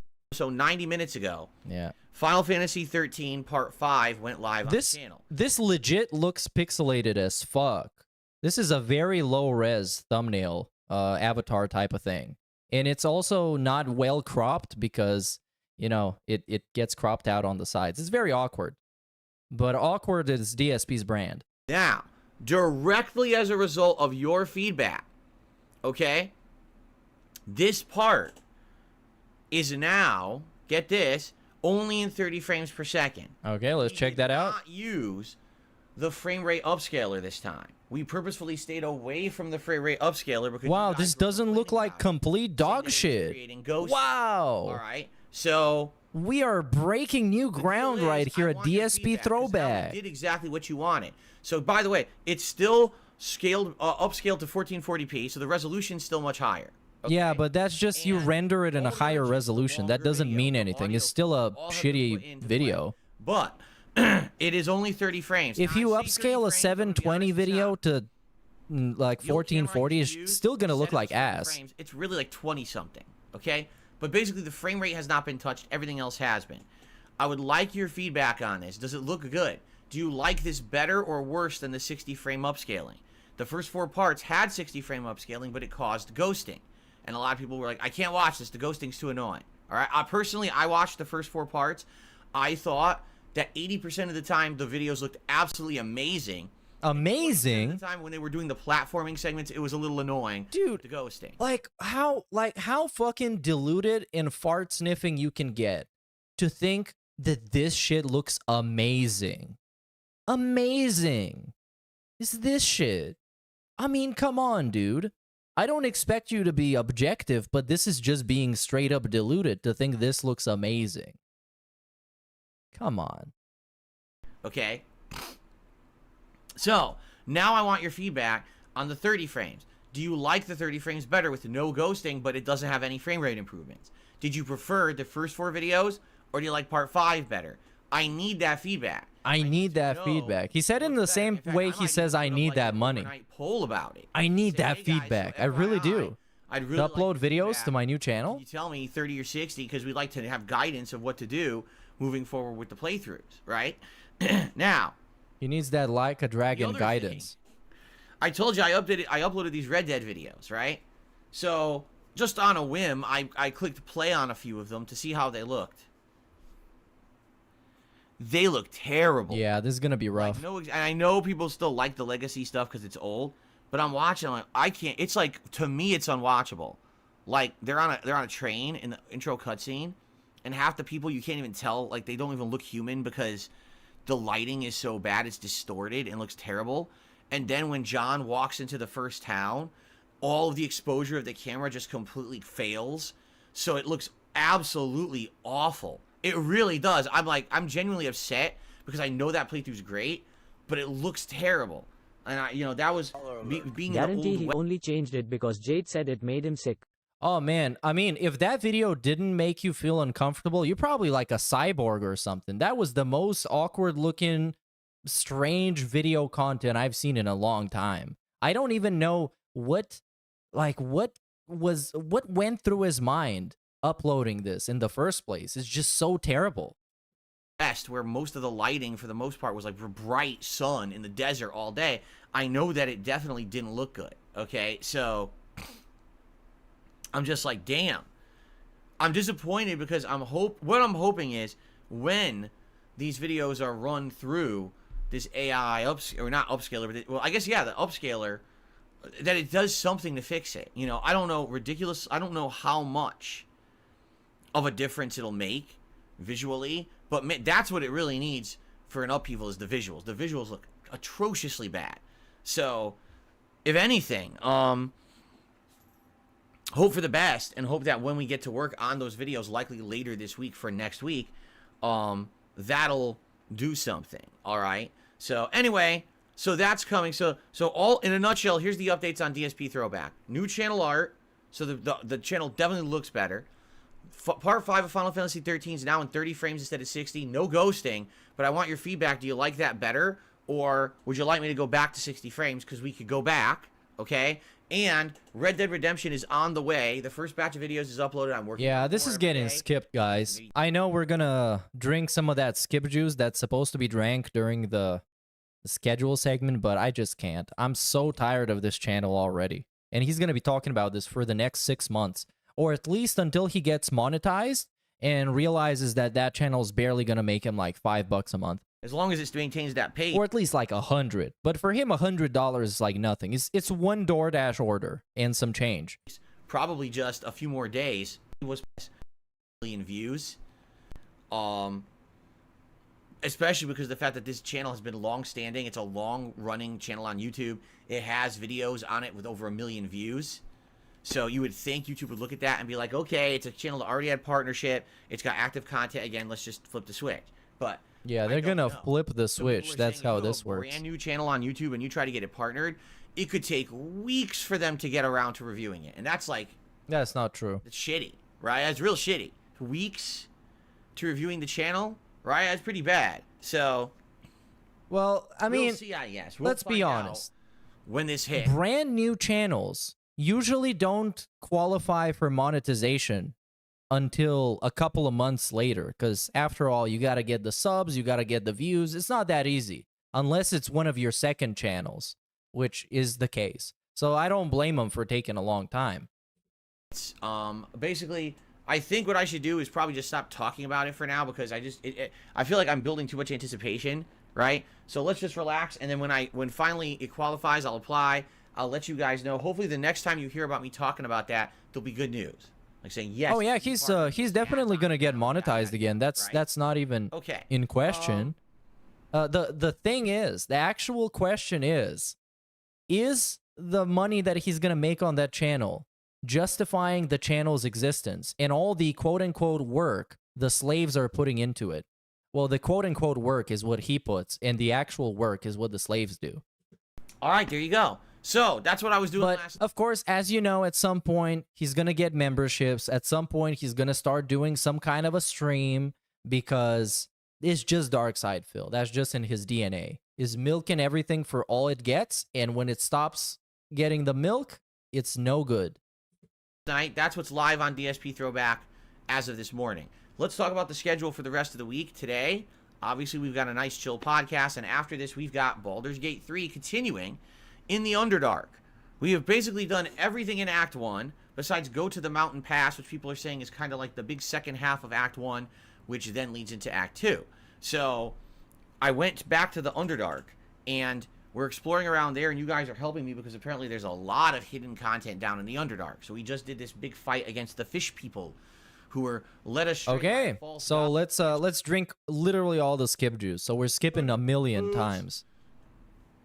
Hangout session, probably some gaming. We're gonna start talking about it very soon to determine what exactly will be in it. We got a month to figure it out. Wait, which? Oh, is this the Super Bowl? Is going to be the return of that Super Bowl event that I did last. Oh yeah, Super Bowl. So he's hyping up drinking again and pretending to be a fan of football so he can make money off of it.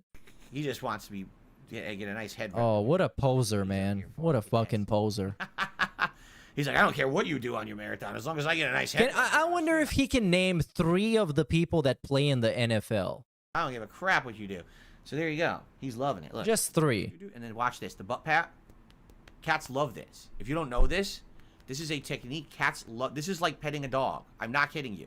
Cats love to be pet right here on their upper back, right below, right next to their tail. Oh yeah, it's the. This is a spot that it's like. It's the cat whisperer. They love it. He's got 2 of them. Right, buddy? And he whispers sweet nothings in their ears. Anyway, so now let us talk. First of all, he's purring. He's purring, Jasper Kitty, you silly boy.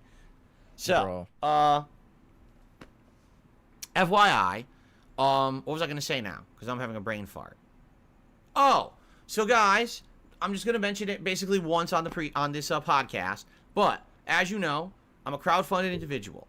I don't have sponsorships. I don't have partnerships. And a buffer. I don't sell products. I don't make promotions. I don't shill things. And a buffer. I don't play games and a bag. for money. My content is 100% genuine.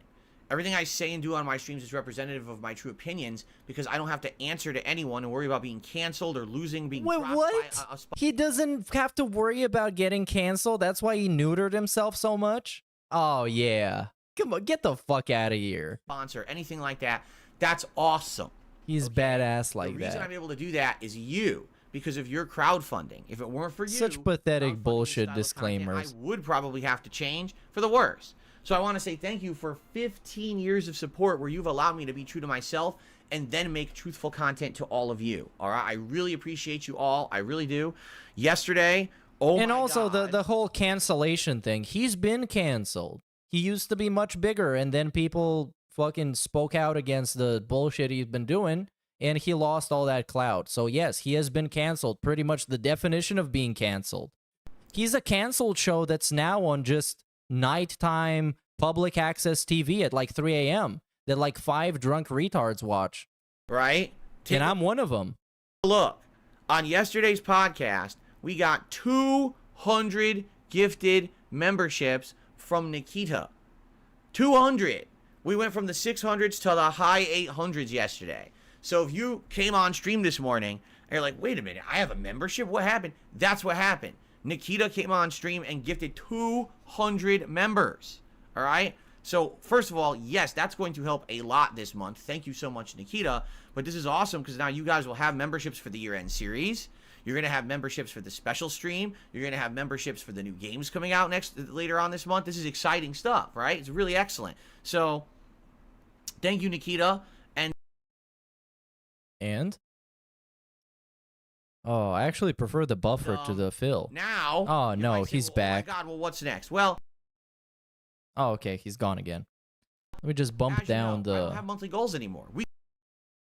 Oh, yeah, this should be fine. And I just do events for the sake of doing fun events with you guys. That's why that Super Bowl event is happening regardless of how many members we had. I don't care. Instead, we do small daily goals. So today, I'm doing 2 streams. one of Baldur's Gate 3, one of my year-end series. Man, it would be great if we could hit 885 members. You know, get about. Wait, what? Whether that's you're someone who watches the. Dude, this is the type of fucking greed they talk about in the Bible. Like, he got 200 gifted from one person yesterday. And now it's like, whoa, it would be great if we can get 11 more, dude. I just really need it, you know? I just really need it. Content, you like it and you join yourself. Whether you're someone who likes this community and maybe wants to support it, so you gift some memberships to fellow viewers. However it may be, that would be awesome if we could hit 885 by the end of today's 2 streams. So by the end of all of today's content. And you know, the thing is, just like Team Ico Gamer, this Nikita person is going to be forgotten about like a month from now, maybe even a week from now, and is just going to be referred to as the member bomb. That would be my goal. So yeah, big ups. You're truly appreciated. Keep up the good work, Cuck. Okay, my other goal, as you guys know, I always try to hit a $50 goal of tips every stream. Now, particularly with the Baldur's Gate 3 streams, we've done exceptionally well. I don't think there's been a Baldur's Gate 3 stream yet where we haven't hit $100, which is amazing. And I want to say thank you for continuing to show up, engage, and support with these streams. Right now, Baldur's Gate 3 is the big playthrough I'm doing, right? Like, everything else I'm doing is kind of not as big of a deal. Resident Evil 0 Remastered is an older game that I've already played. Sea of Stars, it's an indie game. It has an audience. But definitely Baldur's Gate 3 is the big one right now. So to get that level of engagement and support on every stream has been tremendous. It'd be great if we can keep that up today. But again, my goal is to hit $50 on each stream that I do. So let's see if we can do that today. Okay? And that's that. I'm not going to mention it again on the podcast. He's not going to mention it again. Keep that in mind in case he mentions it again. So, briefly, before we get to shout-outs and the like, there's a little bit of stuff to talk about today. You know, yeah, so our Arson1 in chat says... Of Comcast guy? Open mouth smile. I think that might just be on my end. Hopefully it doesn't happen again.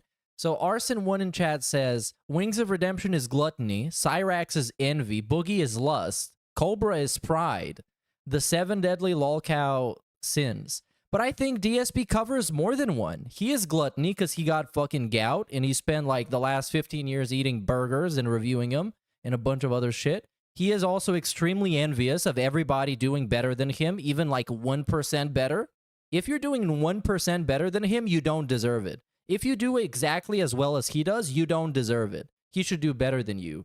He is also pride. He's prideful as fuck. And lust is the one I wouldn't say, even though we got him jerking off on camera, and we got instances of people catching him jerk off in the past, back in the FGC days. So yeah, he's a lot of them. He is greed. He is pretty much all of them. Not that much. So ladies and gentlemen, it's time for my favorite segment, your favorite segment, everyone's favorite segment, except that a lot of these days there's no time for this segment because there's nothing to talk about. It's time for DSP News.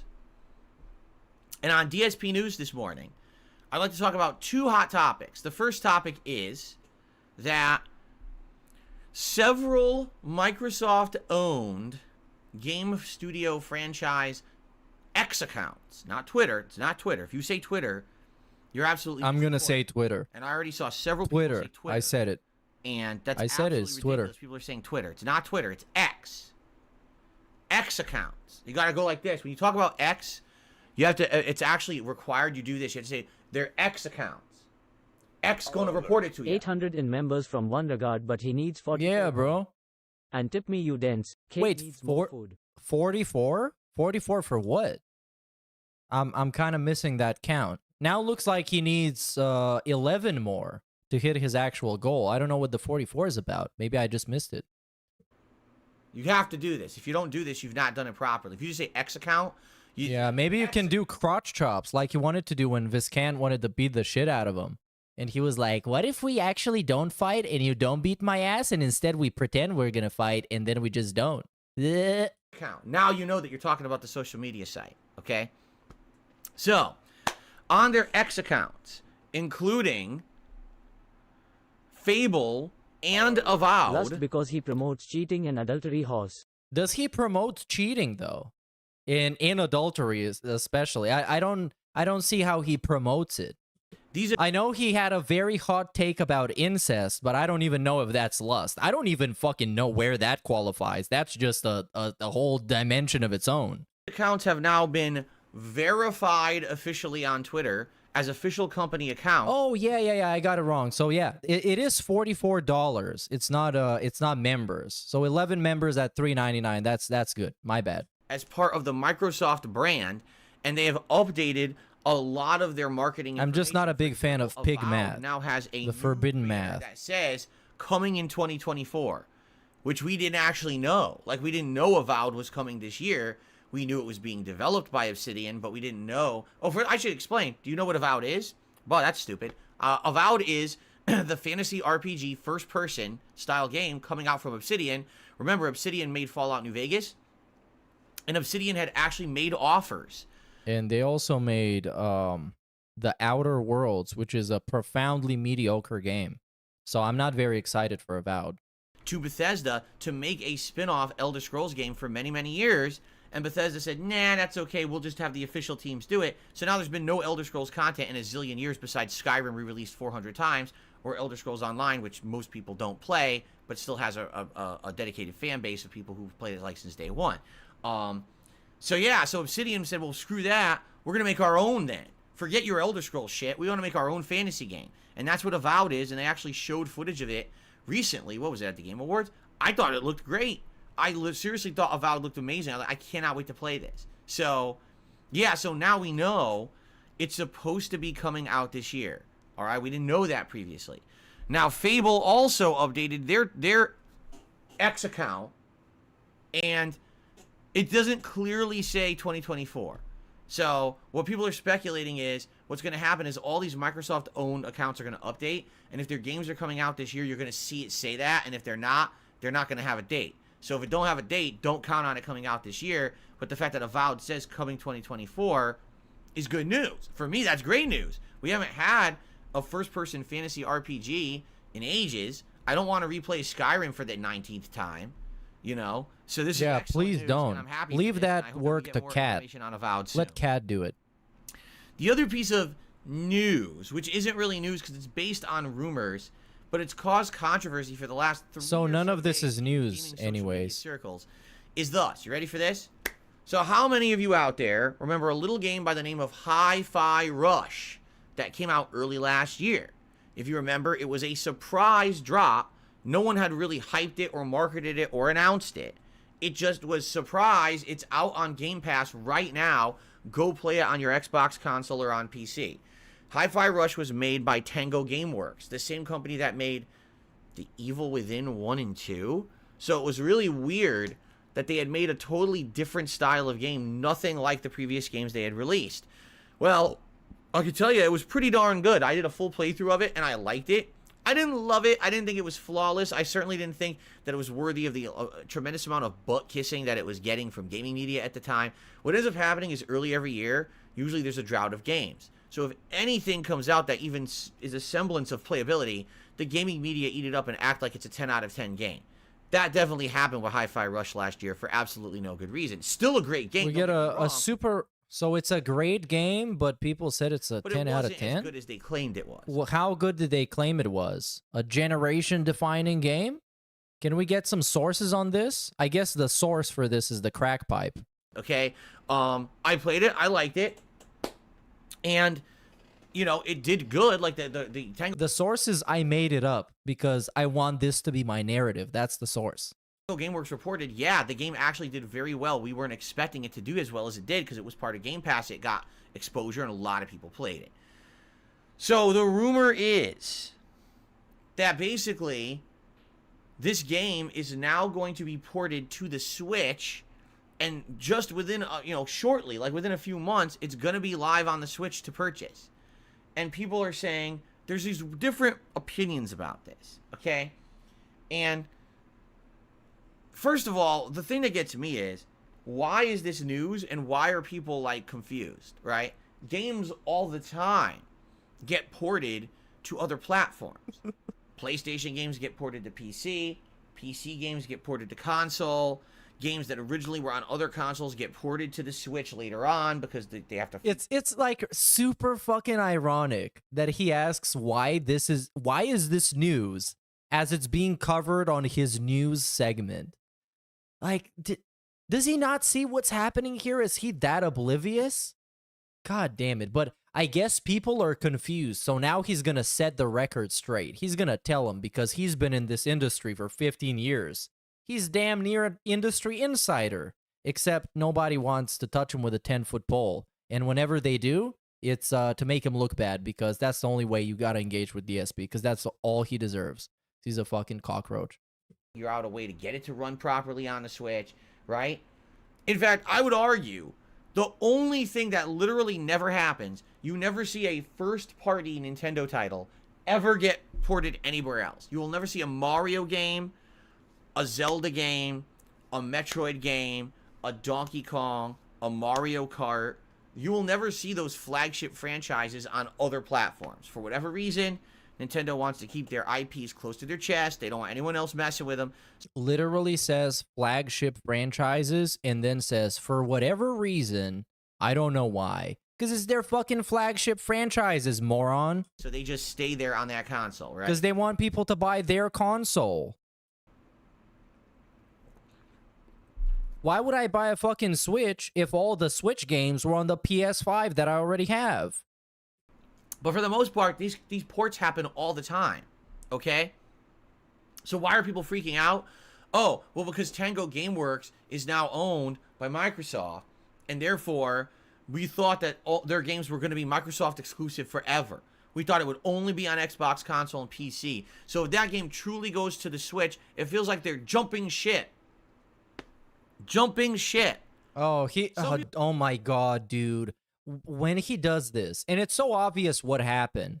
What happened was he saw the headline on Twitter and he read the replies, and there was a reply with like 2 likes and 20 replies on that, dunking on him, that had a really bad take. And now he's gonna put that one bad take on blast. This is the worst type of fucking content, man. People, I think they need to like take a business 101 class. They really oh do. my god. Like, if you're going to comment, look who's talking. You should at least have a cursory amount of knowledge about how business works, how games work. This is not like rocket science. Wow. You make a game and it sells, but then after a while, madness. You might want to present that game on other platforms because those platforms haven't had access to said game yet, and it might reinvigorate the sales. Oh my god. Right?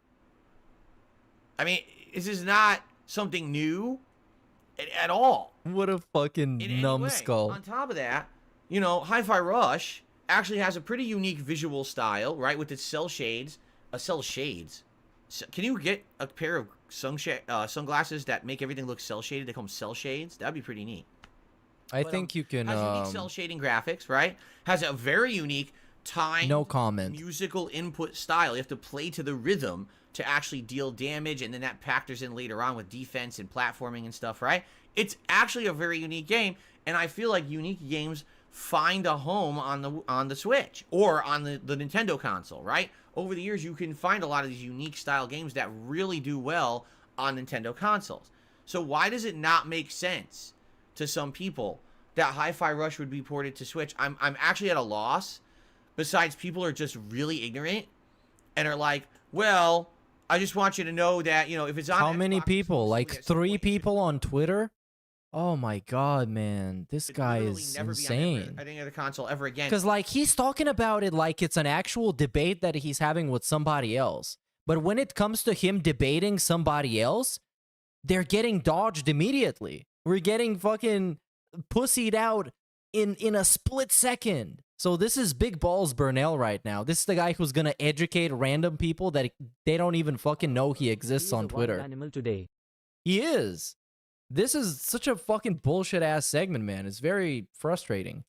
Or else you're like betraying the Xbox fan base. Like, what the fuck are you talking about? Since when did it?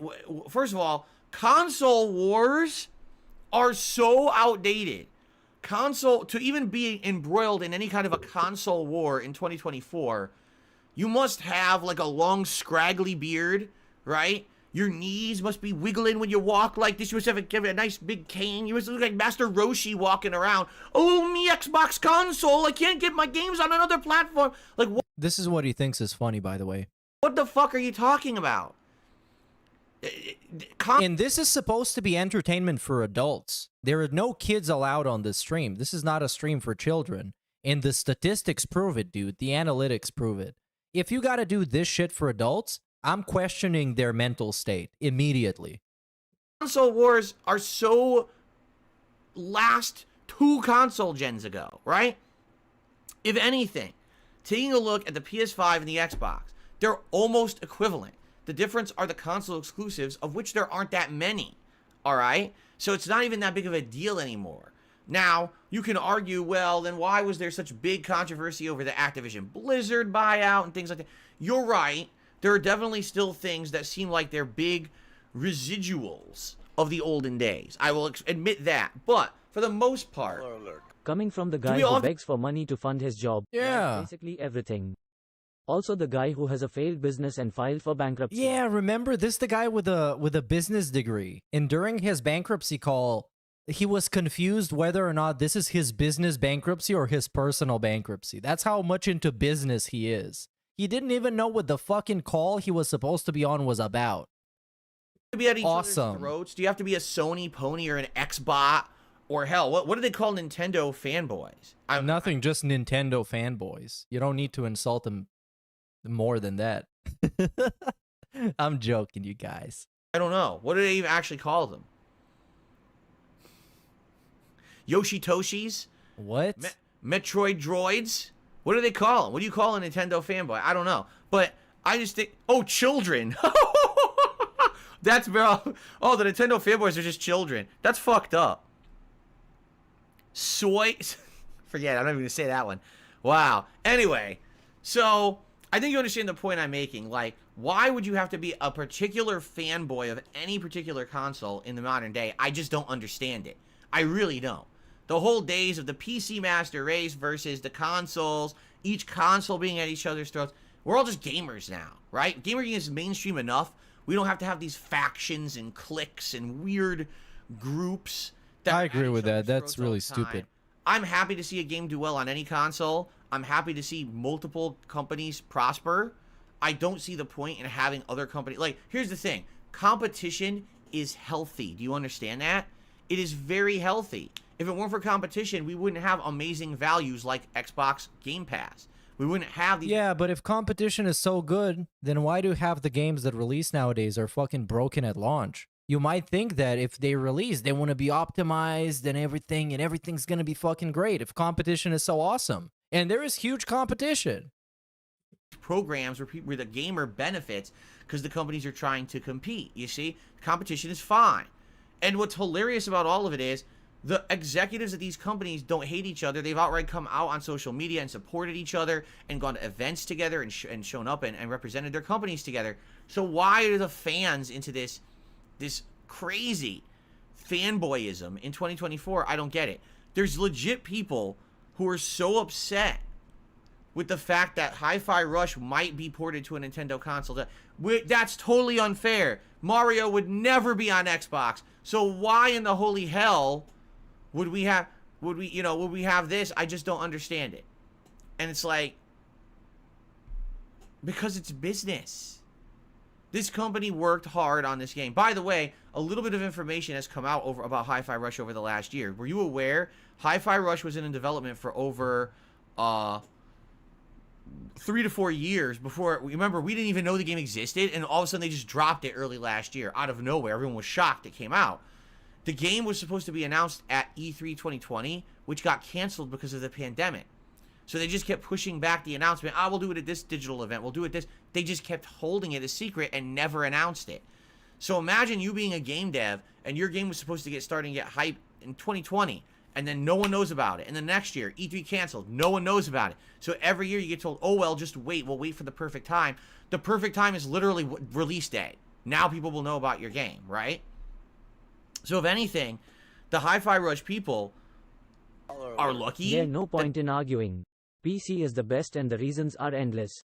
If you do a lot of stuff on PC, then you can just get a really powerful PC and just do a bunch of stuff and gaming. And you can do a shit ton of stuff on a PC, dude. But I can also see the people buying a console. If you just need like a casual gaming experience, you don't give a fuck all that much, you're a super casual dude, then just do whatever the fuck you want. Like, I don't care. the game got the exposure. Like, I really don't care. I guess being on Game This Pass whole like console war bullshit is just such nonsense. did give it that giant boost of exposure at an otherwise dead time of year, which was good for them. But it could have been very poorly. Imagine working on that game for 4 or 5 years of your life, and then no one ever plays it because no one knew it existed. It just fizzles and dies. So it's good that it went the way it did, that it got recognition, because it is a game that I think deserves recognition. It's pretty fun. But now it's been a year. Everyone who wanted to play it on Xbox has played it. Everyone who wanted it on PC has played it. Give it more life. There are other people out there who might enjoy the game. You know, yeah, Tango Gameworks is technically owned by Microsoft, but why do we need to limit the content that they put out to only a Microsoft console when it could definitely have more attention, more players, more sales on another console? I just don't get it. Why would you do that? I understand that you want to say you want an exclusive for Xbox. It was exclusive for a year. A year! Don't you think a year is long enough? After a year, if you wanted to play it, you probably have, right? So, I think it's time, yeah, if they want to port it, let them do it. I do not understand.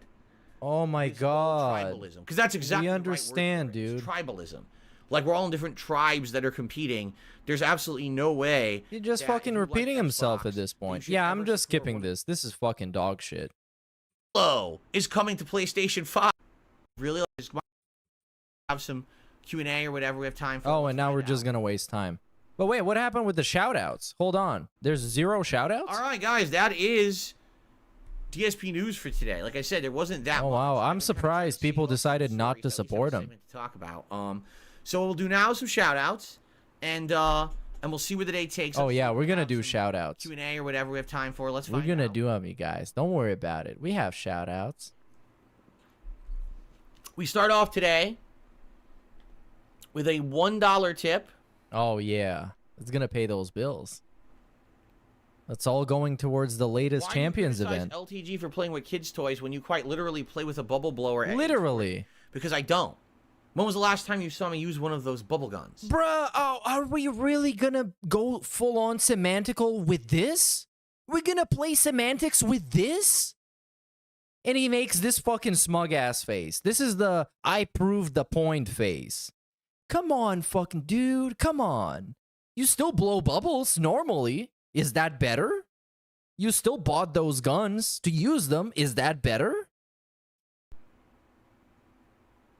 And of course, it's the viewers who pester me. If we happen to hit 100... Oh, yeah. It's the viewer... It's the fucking viewer's fault. It's the viewer's fault. Who created the gimmick? Do you think Phil's brain has an AMD processor and was damaged because it is supposed to overheat like it's on MDMA?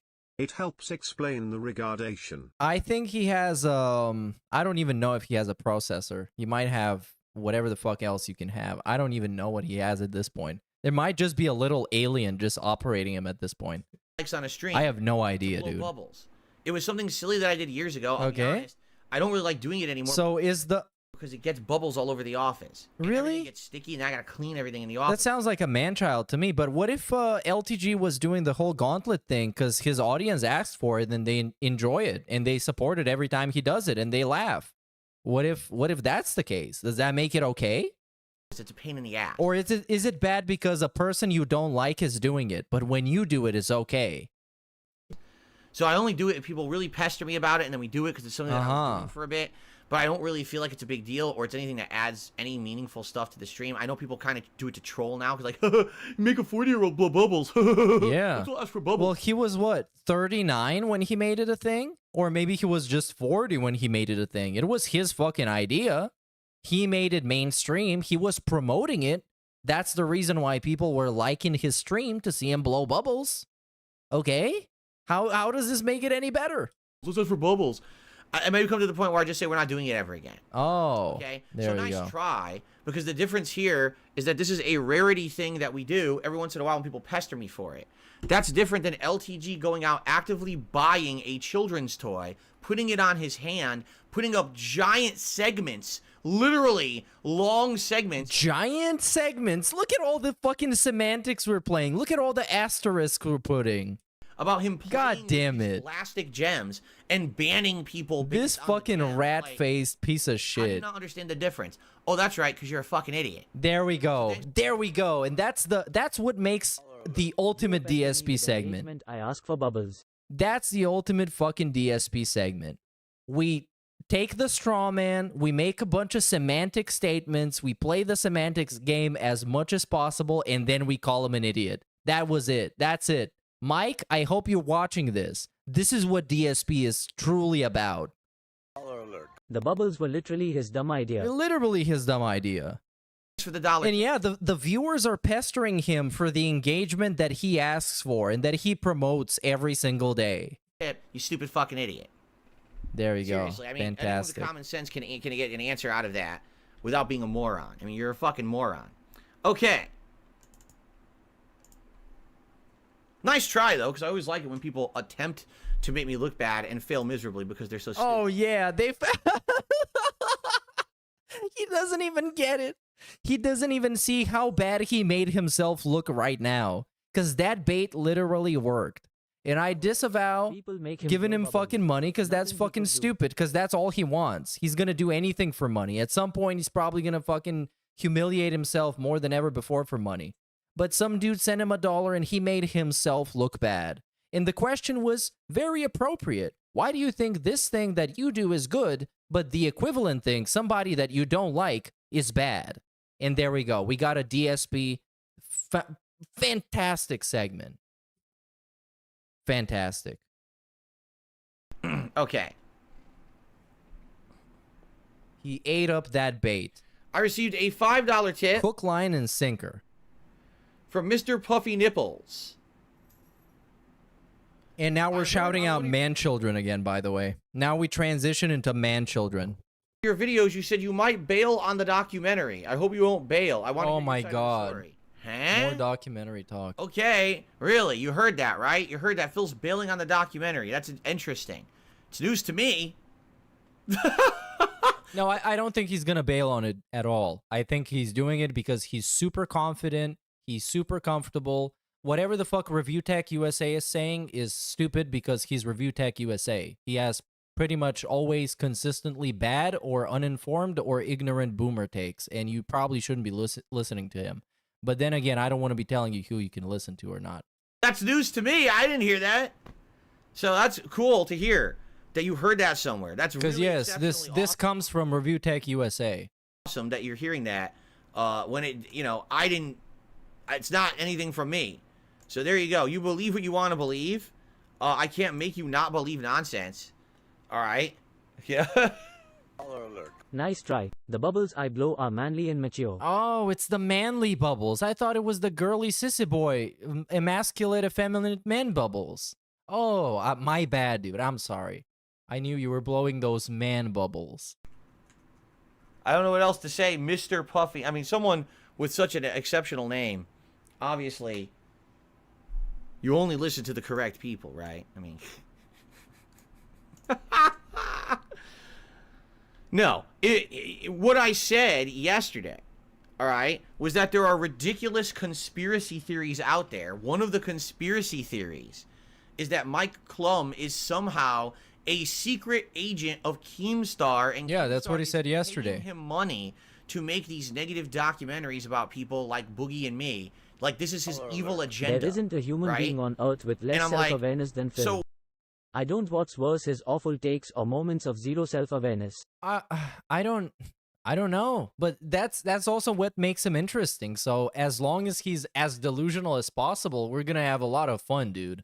It's gonna be very, very entertaining. What exactly evidence do you have of any of this? Because, to my knowledge, Mike Klum is a successful businessman who makes all kinds of content outside of YouTube documentaries. He's trying to now get into YouTube documentaries as something new to do. He's done one that was successful. He wants to branch out and make more.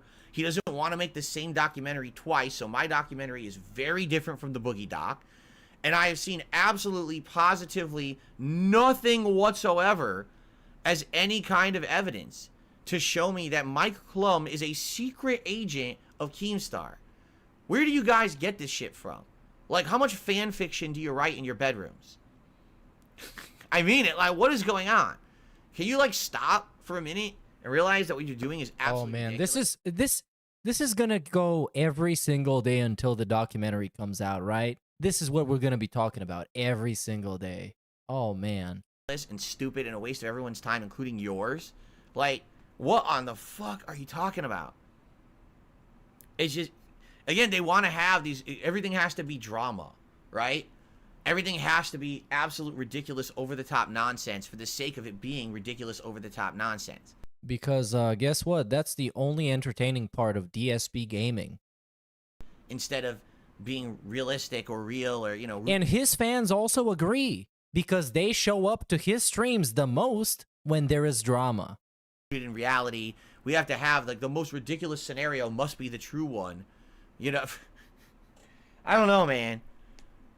I don't know. It's wild, the stuff people come up with. Really, it's absolutely nuts. Really? So, no, like I said, this was what we were talking about, is that people were saying they're suspecting this. I was like, well, do you have any evidence? If you have evidence, show me right now. And if you can concretely show me evidence that Mike Klum is a secret agent working with Keemstar, I will back out. Secret agent. Look at all this conspiracy like, you know talk. What I mean? Like, everything that we've done and worked on so far about this, and by the way, I have not done, we haven't done any filming or anything yet. We're getting to the point we know. You said so every single day since you announced it. If there's like a week or two when I'm not going to be Mike here. Klum pulled an Inception on Phil. Yeah, dude. That was where his initial dream for the interview came from. You see? They did an Inception on him. They came into his dream, and they set it up to make it look like DSP was going to have an interview, and all of it was going to go okay. And then it went terribly wrong. Consistently, because that's going to happen. It was all Mike's fault somehow. Coming up later this year, probably in a couple months or so, there's going to be weeks where I'm not going to be here every day streaming. There's going to be days off, and there's nothing I can do about that. I need to go film, right? So that's going to happen. But it just makes no sense at all, the stuff that people are saying. If you're going to say nonsensical, controversial, crazy conspiracy, prove this is it, obnoxious right? as fuck. Don't just say, oh, well, I have 472 pieces of circumstantial evidence, none of which actually do anything, but if you tape them all together with Scotch tape on a wall, and you take those little twine strings, and you take little push pins, and you connect the dots on these things like some insane conspiracy theorist, and if all of this somehow is circumstantially true, the conclusion is that Mike Klum is the secret agent of Keemstar. No, there's literally like nobody's fucking believing in this shit, and there's no proof of it. So why even talk about it, dude? I'm just gonna tell you, there's a little place for you. All right, it's a little bit down the road from you. It's a big white building. If you go inside, oh, there we go again. Security guard, what they're gonna do for you? They're gonna put a nice jacket on you. It's nice and comfy and loose. In fact, it's so loose that the arms are actually much longer than your arms. And to make sure that you're extra comfy, they'll attach those arms underneath. Oh, you seem to know quite a bit about this. Do you have any experience? Maybe your wife does, seeing how she has a extremely long history with mental health issues? Yeah, maybe you don't want to be throwing stones out of your glass castle, Phil. So that you won't have to move around and accidentally dislocate your shoulder. And then get this, they're going to put you in a nice... Because I've never had an exorcism performed on me. ...comfy room where the walls have pillows all over them. So you can't hurt yourself. You can literally just bounce off the walls in comfort for the rest of your life in there. It's going to be a really nice place. I recommend you go check it out. The rest of us will be here on stream, okay?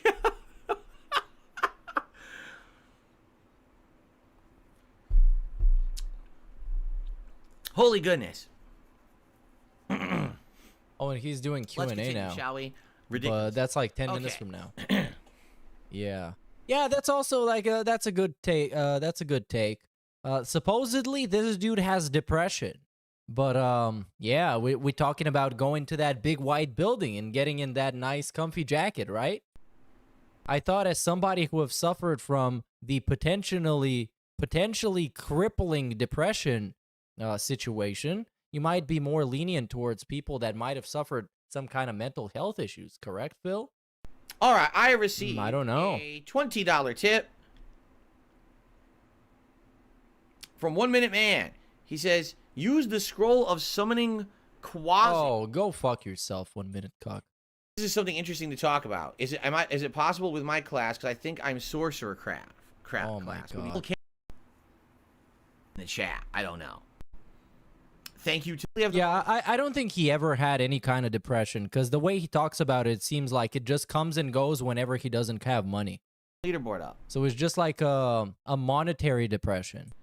I do have things to shout out. I'm sorry. So yeah, this dude is, I don't take anything he says serious, especially the very serious things he admits. Starfield is definitely That's the things I take with the least amount of seriousness. the most disappointing of the year. That's your opinion.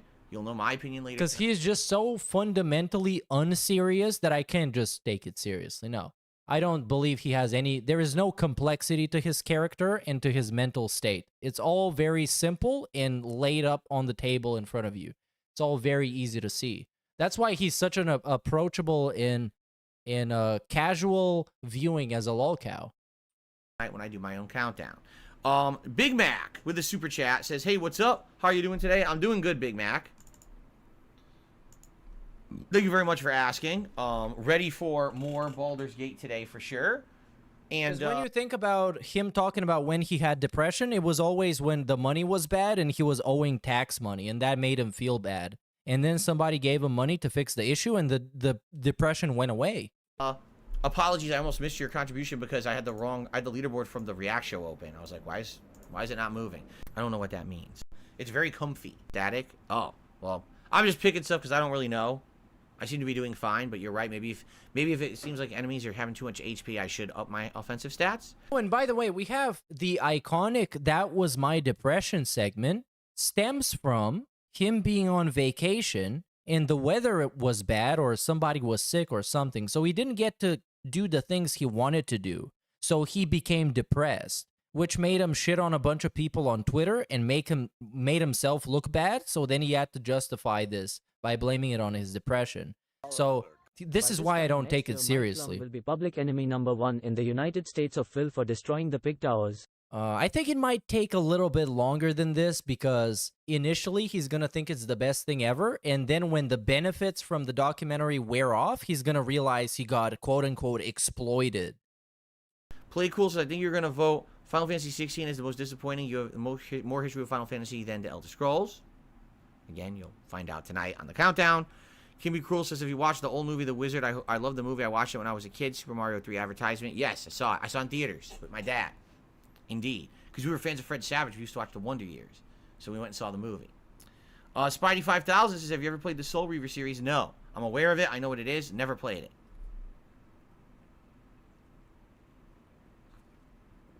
Cypress said, did you know in Ask the King episode 47, you actually said the next GTA should have a female protagonist? Yes. Yes. I was correct. I correctly guessed it. I said, we've had enough of these male guys. The same. It's kind of almost, it's getting cliche now, right? We should have a female. If in GTA 5 there's 3 protagonists and they're all dudes, at the very least they could have a woman in there at some point. You know, just for variety purposes. I'm not even saying it matters. Just for fucking variety, for God's sakes, throw a woman in there for something different. And now they're doing that. Dude, what are we almost actually like I could write talking games about? If I wanted to, and they'd be pretty good. What? I'm just saying. What? Okay. Bro, you can't even write your own fucking name without misspelling it multiple times. What the fuck are you talking about? He could... And it's just like out of nowhere. He just says, I can write games if I wanted to and I would be pretty good. By saying that a game should have a playable female protagonist. Like, what the fuck, dude? How did you get to that conclusion? That you can write a story that can translate well into video game form by just saying that a game should have a female in it. What the fuck? This is the epitome of a Dunning-Kruger syndrome. This is like, this dude, there is no limit to what he thinks he is capable of. He just doesn't feel like it, you know? I play Sea of Stars. I level up HP. You need it bad in that game. The level of arrogance, the level of like puffing his own farts is incredible. He must have a fucking a gas mask that is directly wired to his fucking asshole to be just simply existing. King Be Cruel says, can you sing the theme song to the Wonder Years? Yes, but I'm not going to. JDTV says, hey Phil, I had my first day of work after holiday break. Now I'm tired. And that's I believe that's a very common trait of narcissists. Everything DSP does is about money. If he could lay in bed in his Zelda PJS being racist on X, he would. He'd sell his wife to Tyrone if he paid up. Yeah, I'm sure Tyrone would like that. I want to have sex with your wife. I love that thing, man. Yeah, so anyways, big ups Rollback Snort Code for the super chat. I believe that's a pretty commonly a common narcissist traits when they believe they can do everything, quite literally everything. They just don't feel like it. They just don't want to put in the effort, or it's not worth it, or they don't want to do it. I'm almost falling asleep. I'm sorry to hear that, because it's late for you, right? You're like way ahead of us, like by like 8-9 hours, so it's nighttime for you. Well, get some rest if you need it. If not, stick around and hang out for Baldur's Gate. Your call. Certainly don't force yourself. Yeah, don't give a stay. fuck, actually. A curse probably has more power if you give it the power. You know? I wish I could curse him. Sometimes it's bad choices. Sometimes all these things going on. Certainly some people have better lives than others, and it might just be dumb luck that happens, and some people have to go through misery their whole life, and is that their fault? Maybe so, maybe not, right? What? Does anyone really have a curse? Maybe. Maybe someone... He is cursed with being so goddamn handsome and so goddamn amazing at everything. That's his curse. But it's kind of a gift, but it's mostly a curse. Because he doesn't want to be any of those things. He just happens to be. Just wants to attribute their misery to something outside as a rationalization. Hey, it's Phil. I can't possibly believe that someone would have a life as bad as theirs, you know, and still live in like a fair society or whatever, or a fair world. Some people even say things like, well, why do bad things happen to good people, right? Why is it that the person who's a nice guy his whole life, you know, loses his job, gets cancer, loses his wife, you know, loses his partnership on Twitch, but then the fucking scumbag rich guy who literally screws everyone over for his whole life, nothing bad ever happens to him. Yeah, but isn't that kind of the point, that life isn't fair, and that's what makes life what it is? If it was fair, we would be robots, and it would not be natural. It would go against the laws of nature. And he's just constantly rolling in dough, rich, famous, no problems for his whole life, and he rides the wave of... Maybe you just can't see the problems because of the glamorous life he presents to you, because he is rich and can afford it. Maybe they still have problems. Maybe a bunch of rich people have cancer and are secretly trying to get it treated. Goodness. Yeah, you could say that basically there's a discrepancy there.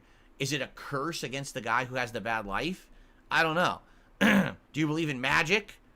I hope you do, because you always have a friend wearing big red shoes. I never understood that song for McDonald's. That was actually what? That song, Do You Believe in Magic? And they turned it to McDonald's theme song. Wait, what? Dude, how did we transition from contemplating about the fairness of human existence and the human condition to a fucking McDonald's theme song? Weirdest thing.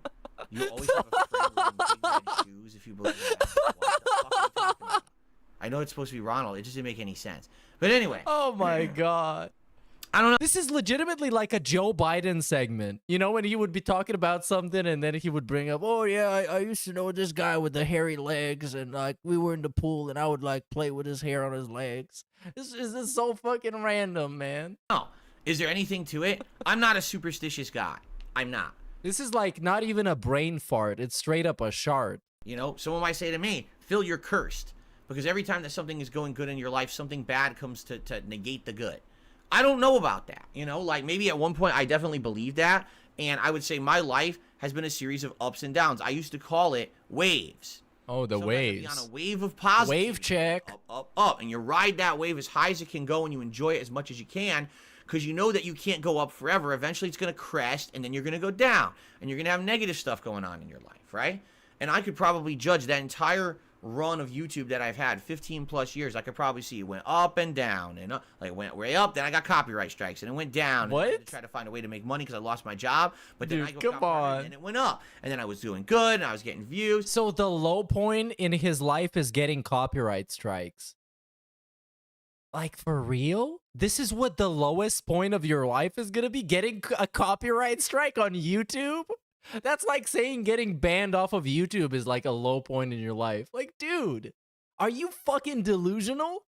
And then This Is How You Don't Play came, and then it went down, and everyone hated my guts. But then I moved out here, and my life improved, and it went up. But then people hit me with false copyright strikes, and then I lost a lot of money, and then it went down.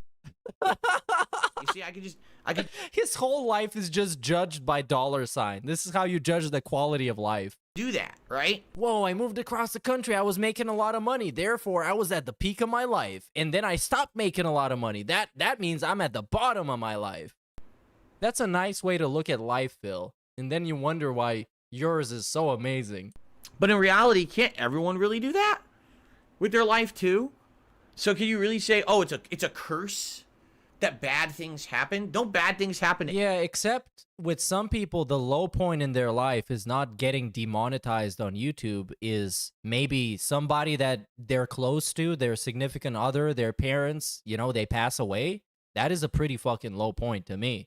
Or maybe you get some kind of a serious illness. That's a pretty fucking low point. And not getting demonetized off of fucking YouTube. That seems like big baby man-child's low point. Because you've been sheltered through your whole fucking existence. Everyone, maybe it's just a matter of perspective, right? Maybe it's a matter of just accepting the good with the bad. Yeah, because I bet if he could see from other people's perspective, he would stop bitching about a bunch of the stuff he's currently bitching about, because he would realize how insignificant and meaningless it is compared to everything else that's fucking happening. More on the good and pushing forward with the good and getting through the bad and letting those times be in the past rather than dwelling on them. You know, I could sit here right now and be like, oh man, I was so popular 12 years ago. That's literally what you do, though. Top YouTuber, and yep, that's what you do. Me. They changed the algorithm, man. Yeah, he still cries about it on a regular basis. On a probably weekly basis. If you did the science, I bet it would be a weekly basis. I wouldn't say daily, but a weekly. And then, this is how you don't play, screwed me, made everyone hate me, man. And then, there's false copyright strikes, and it screwed me, and now... DSP thinks COVID was an up because he made more $. Oh yeah, well, there we go. For him, COVID was an up. For me, it was a down, because my grandpa died during COVID. I had to move across the country during COVID. I had to do a bunch of other shit, because shit got fucked up for me because of COVID. So there we go. I guess it is a matter of perspective. That's all my views, man. But what am I going to sit here and do that for, right? Why am I going to sit here and be like a bitter, sourpuss idiot instead of saying, look what I have today, right? I have an awesome business. Awesome. Where I can every day hang out with an awesome audience who want to interact with me, have a good time, help me actively to improve my setup, improve my content.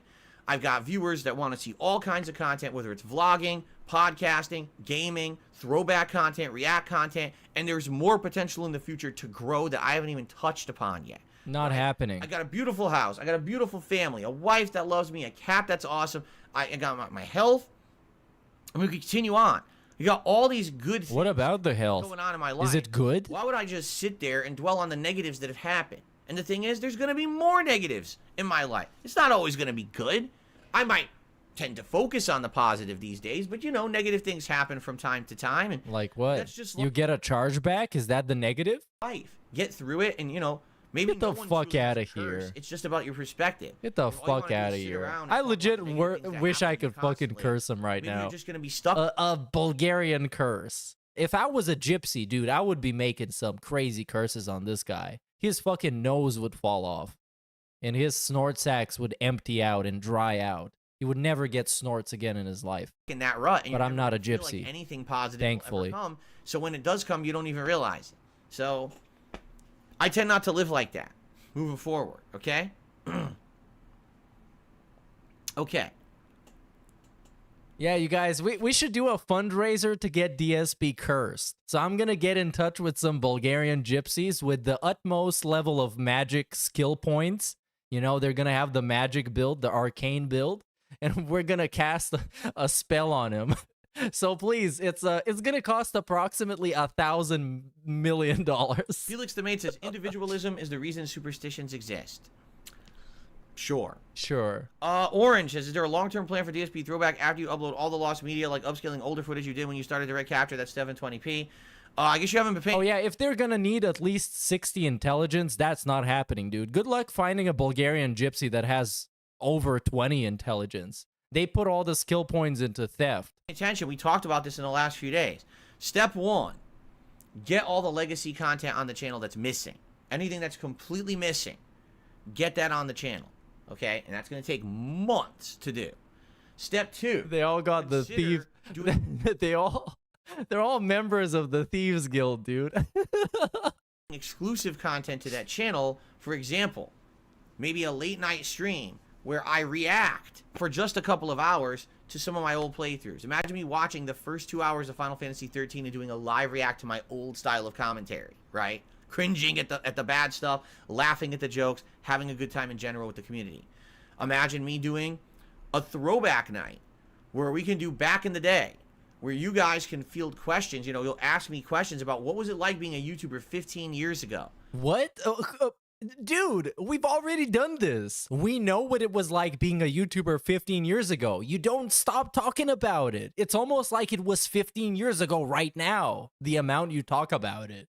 Dude. Right? Please. How did you actually set that camera up? And like, I beg you. What was uploading like? What was setting up your channel like? What was it like interacting with people only through video comments? Nobody fucking cares. We know this. You've been talking about this for a decade. No streaming or anything. What was it like with the original reception of your content? How was it going to the curse fund? May he never crush another gem. Oh yeah, we're gonna curse him so he loses in champions constantly. You know, he's gonna match the 3 gems, but they would magically just unmatch and it would just ruin his streak. But that would just make him stop playing champions. Do you really want him to do that? No, I would make it so, what would I do? What would be a good curse for DSP? Inventions. You know, I could think of a zillion questions you could do, and that would be a fun piece of content to put on the channel. Not only a live stream interacting, but also just having there to talk about throwback style content creation. I would make it so the pulls are bad. So the gems would always work. You know, he's gonna be a virtuoso in the game. He's gonna be the best player ever, but the pulls are always gonna be bad. It's always gonna be like a 2-star fucking I don't know, random the big show. And then he's gonna get like a 1-star silver road dog or something like that. Oh, that's gonna kill him. Because he's gonna keep pulling, he's gonna keep spending that money, but it's all gonna be trash.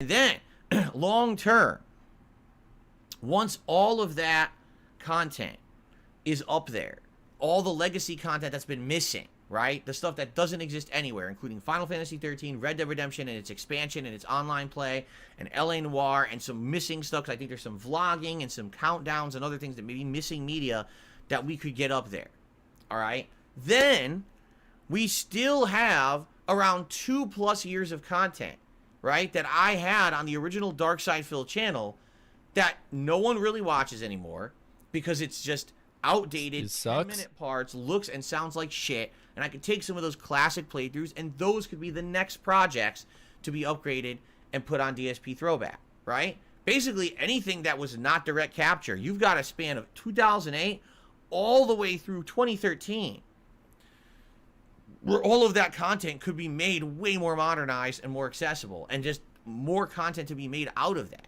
right? So there you go. Yes, we can keep the production line going until the end of time, dude. You know what? That's what I'm gonna do too. I'm gonna go to my first ever streams and I'll remaster them, and I'll keep this channel going even like 10 years after DSP's dead, and I'll put ads on everything, dude. It's gonna be the best. That's the plan for the channel. Now, is that plan? We're gonna have Meerkat Throwback. He's already cursed. To recycle the exact same content for all eternity. Think about it. This is the cursed timeline. You know what? You're absolutely correct. He's like Sisyphus, having to push that stone up that hill eternally. But it's even worse because his back hurts, so he can't even push the stone. So some pathetic cuck needs to do it for him. And it's never good enough. It's never high enough. You know, they gotta push that stone up the infinite hill, and it never gets high enough for him to be pleased. You know, it's never enough. Channel going to infinitely exist? No, there's going to be a limit. Eventually, the throwback stuff will end. But considering the fact that it could take upwards of 2 months to upload a single playthrough like Final Fantasy 13, right? I don't think it's going to be anytime soon. You know, it could be a long, long time from now. So, Chris, you're welcome. Zen Shuriken, Part 5 of Final Fantasy 13 that went live 2.5 hours ago is I need. Okay? Okay, This is the weirdest question, dude. Do you think he will get... oh, I thought you said, do you think he will get AIDS? Do you think he will get ads? Oh, yeah, he will. I think for sure. Unless they recognize duplicate content, which is going to be a bad time. And for the first question, no, I don't, clearly.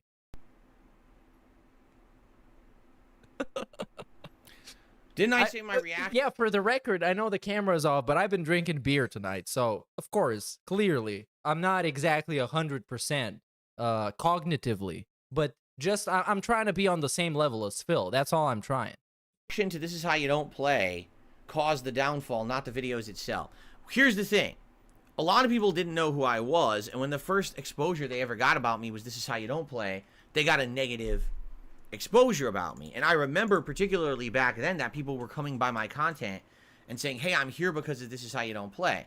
Now, if the first response you hear from me after watching it, "This Is How You Don't Play," is, "Wow, those people are thieves and degenerates and scumbags. They didn't ask me for permission to use my content, so therefore they broke the law.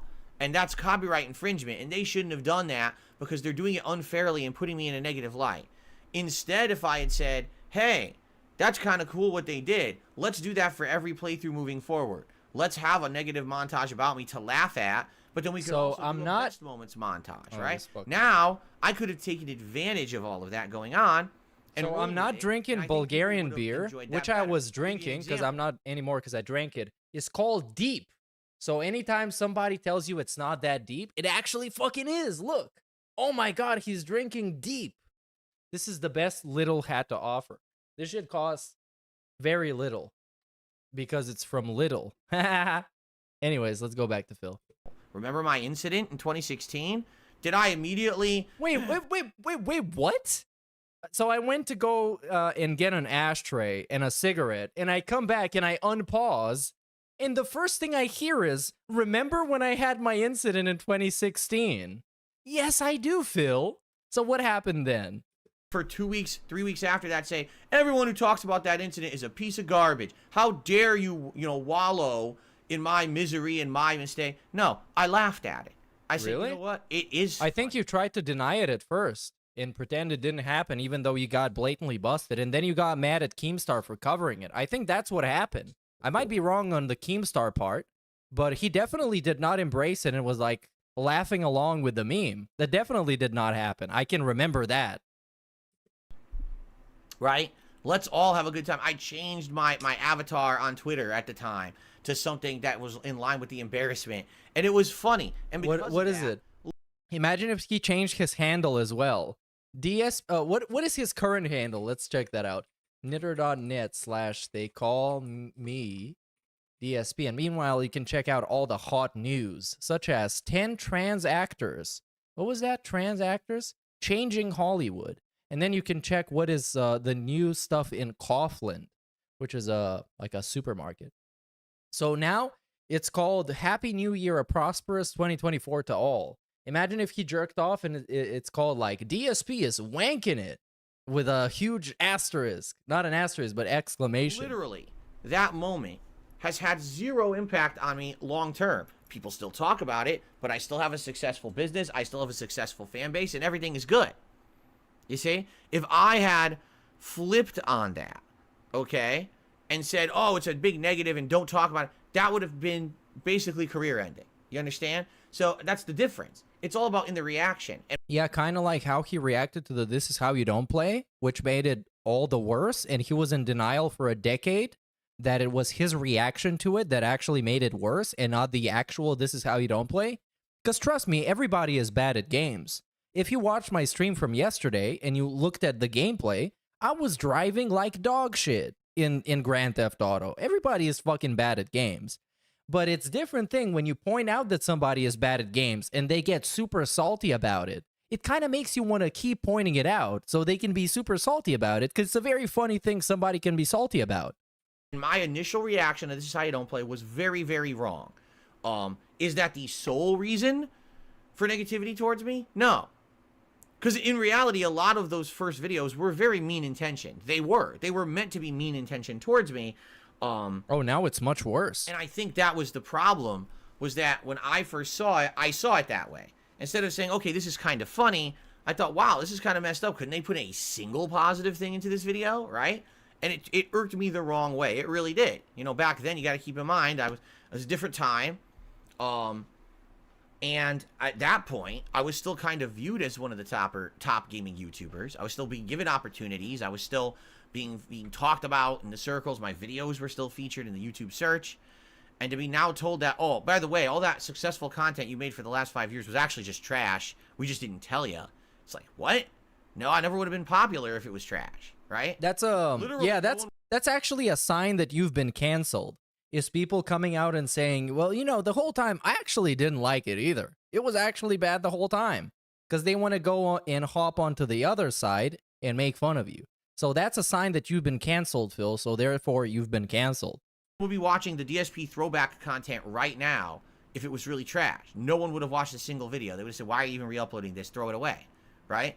So obviously it's not the case, but that's how those videos portrayed me, and that's why at the time, not seeing big picture, and also not really having much guidance, because I didn't really listen to anyone back then. It was all me. So it was like, I just do things for myself, right? I make my own judgments and I live with them, but I didn't have like I didn't take constructive criticism. I didn't accept feedback back then. It was like, I know better than everyone because I'm the YouTuber who's making the popular videos, not you, so why would I ever listen to you? And that was really stupid. Now I know that, but that's the problem, is they say hindsight is 20/20. Today I can look back and say, man, me of 10, 12, 15 years ago was an idiot. But I didn't know that at the time. I was ignorant, you know? Ignorance is I don't know. It sucks. I wish that I was more well-informed. I wish that when back then, that when I was becoming a popular YouTuber, that there had been someone else like me who had come before me. In reality, there was none. No one was like me doing the improv commentary style. Oh my God. So his excuse is that he was suffering from success and that it's lonely at the top. And when you're at the top, nobody can tell you how you can be at the top because you don't know what to do, dude, because nobody else is at the top. And he's licking his lips. And becoming as popular on YouTube as quick as I did, and becoming a prominent name on YouTube, no one. I was the trailblazer in that regard. So there was no path to follow. There was no, oh, here's the outline of how this person conducted themselves and got successful. Here's how they handled criticism. Here's how they handled this and that. There was nothing. So it was just figure it out for yourself. This reflexive segment is for Mike. Absolutely. Absolutely, dude. And up until the documentary is shot completely, we're going to get a lot of these segments because he feels like Mike is looking right now. Just like he did when he felt like Craig was watching.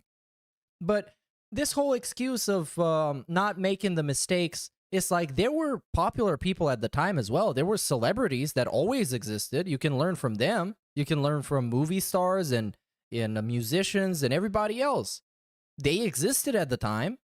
It's not like YouTube was this completely revolutionary idea. There was people that were famous back then in all kinds of ways. And I made a lot of mistakes back then. And definitely my reaction to This Is How You Don't Play was one of those. But no, they weren't making that specific gaming thing. So of course it makes it different. Okay? It's not, even though it really doesn't. Reason. To say that my bad reaction to This Is How You Don't Play would have been the sole reason for my decline is ridiculous. There was all these different factors going on. There was, you know, YouTube algorithms changing. So external factor. Monetization. External factor. Formulas were changing. Actually, people were signing to big networks and things and getting external factor. I never signed with any network or to be featured on any website. I was always a man alone. So I kind of started to fade into obscurity while others were getting pushed prominently. What about Blip TV? What about Blip? He tried to become a member. He had a blistered thumbs discussion about being a part of that, which was basically that guy with the glasses gaming division. So yeah, I mean, he's kind of bullshitting right now, to nobody's surprise. Forward into the limelight of gaming, right? And yeah, the Blip thing, he got literally canceled off of Blip because people complained about his whole Dead Space Isaac Heimler moment. So I don't know, Phil. But that's something for another day. I don't want to talk about that all morning. So you already did.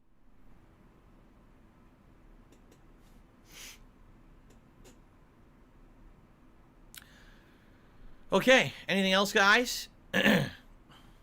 Are we going to clock out? Commentary first. Honestly, I'm not here to debate dates. Oh, we're going to clock out 10 minutes from now. The kind of commentary Wings did, he was like talking about personal life issues with his audience over his gameplay videos, or he was commentating on this first-person shooter gameplay. I was a person who I would play any kind of game, and I would do this improv style, very irreverent, immature, but funny commentary over any style. Oh, by the way, he recently learned the word irreverent, and he's using it all the time because it's a big boy word. Game, and I was known as the premier playthrough guy on YouTube. You want to have a good time laughing at a guy who will say anything and actually play a new game and beat it fast? That's Darkside Phil. That's what I was known for like 3 straight years. I was the go-to guy on YouTube for that stuff, and that's how my popularity skyrocketed. That's how I was getting over 10 million views a month with raw gameplay videos. I want you to think about that. Nothing edited. Not a countdown. Not a video with clickbait titles saying, the worst game ever. Just me playing video games. Because there was nobody else. That's not really a flex. Just playing raw. Over 10... Because, like, if you're the only guy in a room, you're going to be the best guy in the room because there's nobody else there. 10 million views a month on YouTube back in the day. That was unheard of. And that's what I was getting. It was literally a jobless dude who was getting drunk and playing video games and throwing that shit on the internet. It's not really groundbreaking, shocking, or, I don't know, anything else.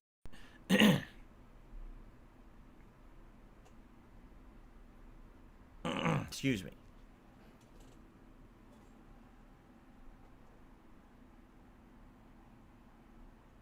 All right. Anything else, guys? Anything else you'd like to chat about? Please tag. Yeah, somebody please ask him what he had for dinner. During the podcast, and we get set up here for more Baldur's Gate.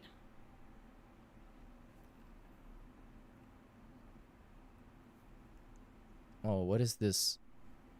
Oh, we're devouring the nails, then we're touching the hair. Oh my god, it's all over the place. Then the nose, then we're... Oh, dude, what was that combo? This requires a deep analysis. So first we have a taste test. Is this tasty? Is it cake? It's not cake. Now we're... Okay, we're touching the hair, we're touching the nose, and now we gotta clean it off. So it goes right into the brand new cardigan. Oh yeah, that's what I'm talking about. It's wrap up o'clock. That's what I'm talking about.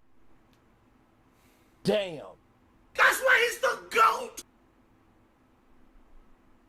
Orange says, just a small thing I've noticed from your latest Final Fantasy 13 video, even then, so we're talking 14 years ago, I mentioned how cringy romance scenes were in games. People act like it's something new, but you're consistent. No, you're absolutely right, even back in the day. Oh, he was incel back then, to nobody's surprise. All right? Whenever there was this sappy romance in a game or love scene or a romantic thing, I always treated it like a joke. I always made fun of it, over-the-top commentary on it to try to make it more entertaining. I never felt comfortable, all right, basically doing romantic content for a public audience. His use of irreverent is, to quote DSP, nonsensical. Yeah, it's pretty annoying, man. I don't think it's not enjoyable. Audience. Do you understand? What? Romance in a video. Wait. So the developers made the romance option, and they put it in a game that is gonna get played by the public, right? But DSP feels that this is not suitable for the public, and it makes him uncomfortable. I understand if you don't like the romance stuff in video games. I don't go into it way too much either. I do it as an option sometimes if I like the characters. It's kind of whatever. But if it makes you uncomfortable, that's kind of strange. Video game is fine. Romance in a movie is fine, right? But imagine you're watching And now we're going to get an analogy that makes no sense, and it's absolutely extreme because he wants to prove a point that makes no sense. One of these sappy action movies from the 1980s or 90s with Sylvester Stallone or Arnold Schwarzenegger, and there's a love scene, right? So it's like Sly or Arnold making love to a woman, and your mother's in the room, sitting right next to you watching this movie. You're like, Did you play video games for your mother? How does that even make sense? I get it, that's uncomfortable. That's happened to me when I'm watching a movie with my parents and a sex scene comes on, but... It's a little uncomfortable, no? That's not meant for public... How is that the same? Consumption, that's what... It absolutely is made for public consumption, though, because it's in a movie that's going to be watched by the public. What do you mean? Yeah, it's part of the movie. I guess porn is not made for public consumption, because, you know, you kind of watch that stuff in private. But it's not meant to be sitting around with a public audience when that's happening.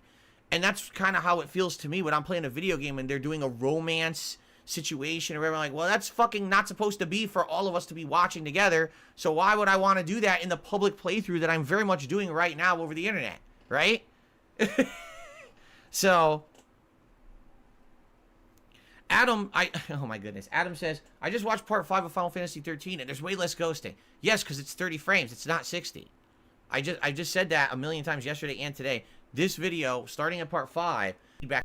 say something absolutely ridiculous, over the top sexual, or a ridiculous joke. I remember in one of the plays I would say something racist, right? I would do it on purpose to break the mood because it was fucking awkward watching that. So, but now today I just don't want to do it. I don't want to have a fucking romantic scene in a modern What? So he would say something racist during a sex scene to make it less uncomfortable, because that's what you do. I don't want to see Gail laying sausage down on dark scale Phil. You know what I'm saying? Like, I don't want to see that at all. Why not? I had no desire to. It's a fun streaming moment. You get to see like a dragon dude having sex with somebody else. It's an interesting moment. Why do you have such a big problem with it? See that with you or anyone. Yeah, I don't need that in the playthrough, and everyone should have the choice to decide if they want to see that. This or not. dude is like, and it's fine if you want to have it. That's for you. He has some really, really deep issues with sexuality. I don't even know why. It's so fucking crazy. It's so awkward. He makes this thing that's not even supposed to be awkward into like the most uncomfortable thing ever. You could do it in your own playthrough, but leave me out of it. And I should have. You should respect that decision as well. It's some crazy shit, dude.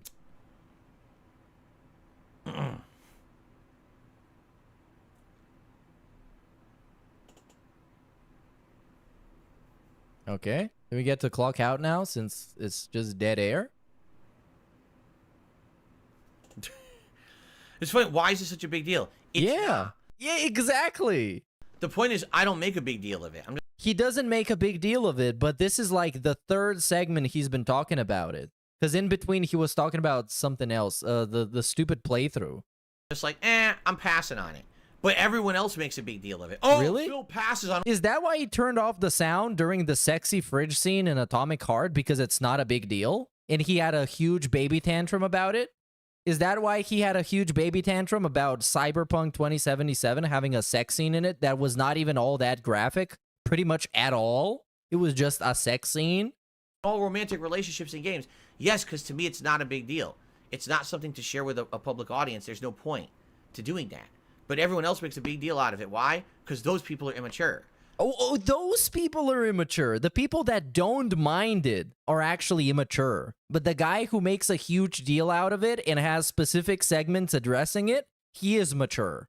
Those people are like, oh, there must be a big problem if Phil doesn't ever want to have that. No, that's you. That's your problem. Being projected onto me.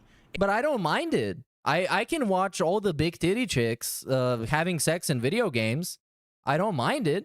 I don't mind the relationship stuff in games. It's kind of weird. A well-adjusted adult who is very happy in his life and doesn't need to have a virtual romantic experience in a video game I'm playing for public consumption. You understand? You're the one who wants that, not me. So I don't necessarily want it. I kind of am indifferent to it, but he is attracting way more attention to it by being so evasive of it. The one with the problem if you try to impose that upon someone else, not the person who refuses to give in to your weird desire. What? For something bizarre, quite frankly. Is it if it's bizarre, why is it in the game?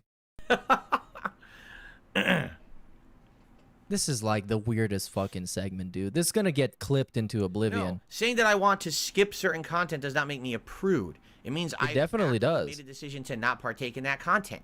It's not a big deal.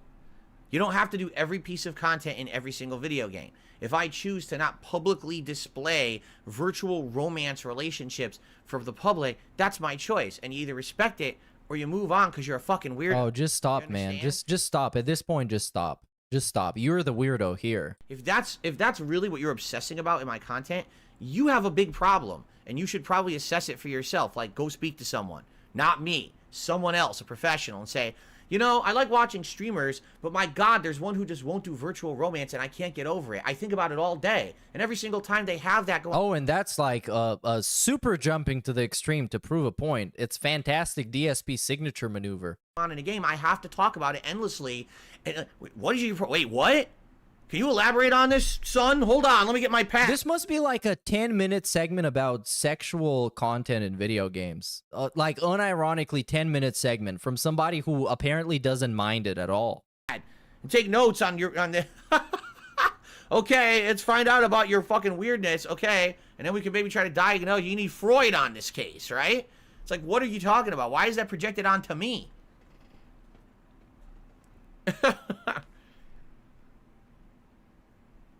I received a $2.25 tip from Spawn Killer. A couple of games I would love to see you come back. Let's try that again. A couple of games I would love to see come back. Sly Cooper, Jack and Daxter. Now, I don't even know what you mean by that. Do you mean you want me to replay those games? With your God of War minigame, don't you?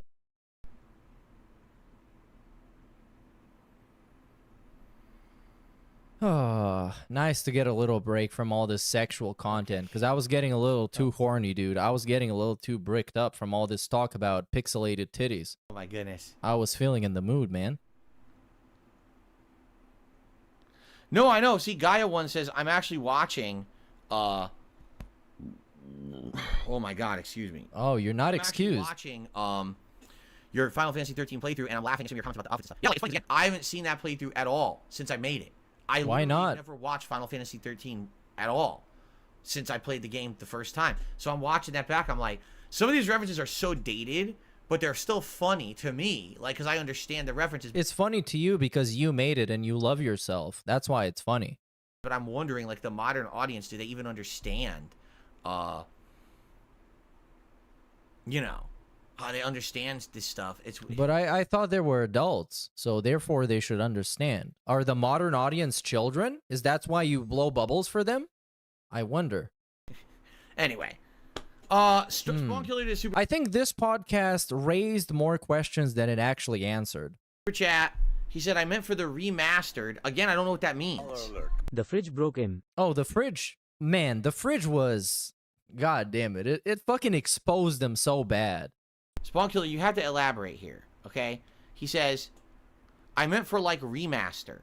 Do you mean me playing the remasters that came out in the HD collection? You just done that is not currently on the internet. HD stuff. Okay. I think it's clock out time, you guys. All right. Are we ready to watch? Great show as usual, and I'm excited for that, and I hope that you guys. Yeah, we get this nice face swap. Come to the podcast tomorrow for kind of like the. And then we get this. Oh my god, man. Oh my god. I can't. I know in the left photo he is literally cross-dressing, but the right one is so fucking obnoxious. With his little like fake look, like he's trying to make a face, and those blank dead eyes. I just can't. The defusing. I just can't. Upscaled. I would like to upscale myself into a different dimension. I thought I was gonna play games after this, but I'm hungry as hell. And then I think I'll just go to bed. So I'm just gonna end the stream right now. You know? Thanks everybody. Swinging by, interacting, chilling. And yeah, that's it. I'll see you guys next time. I want to have sex with your wife. Talk about my wife. Dog. And finally... And you social media trolls, y'all can suck on these nuts. That's what's up.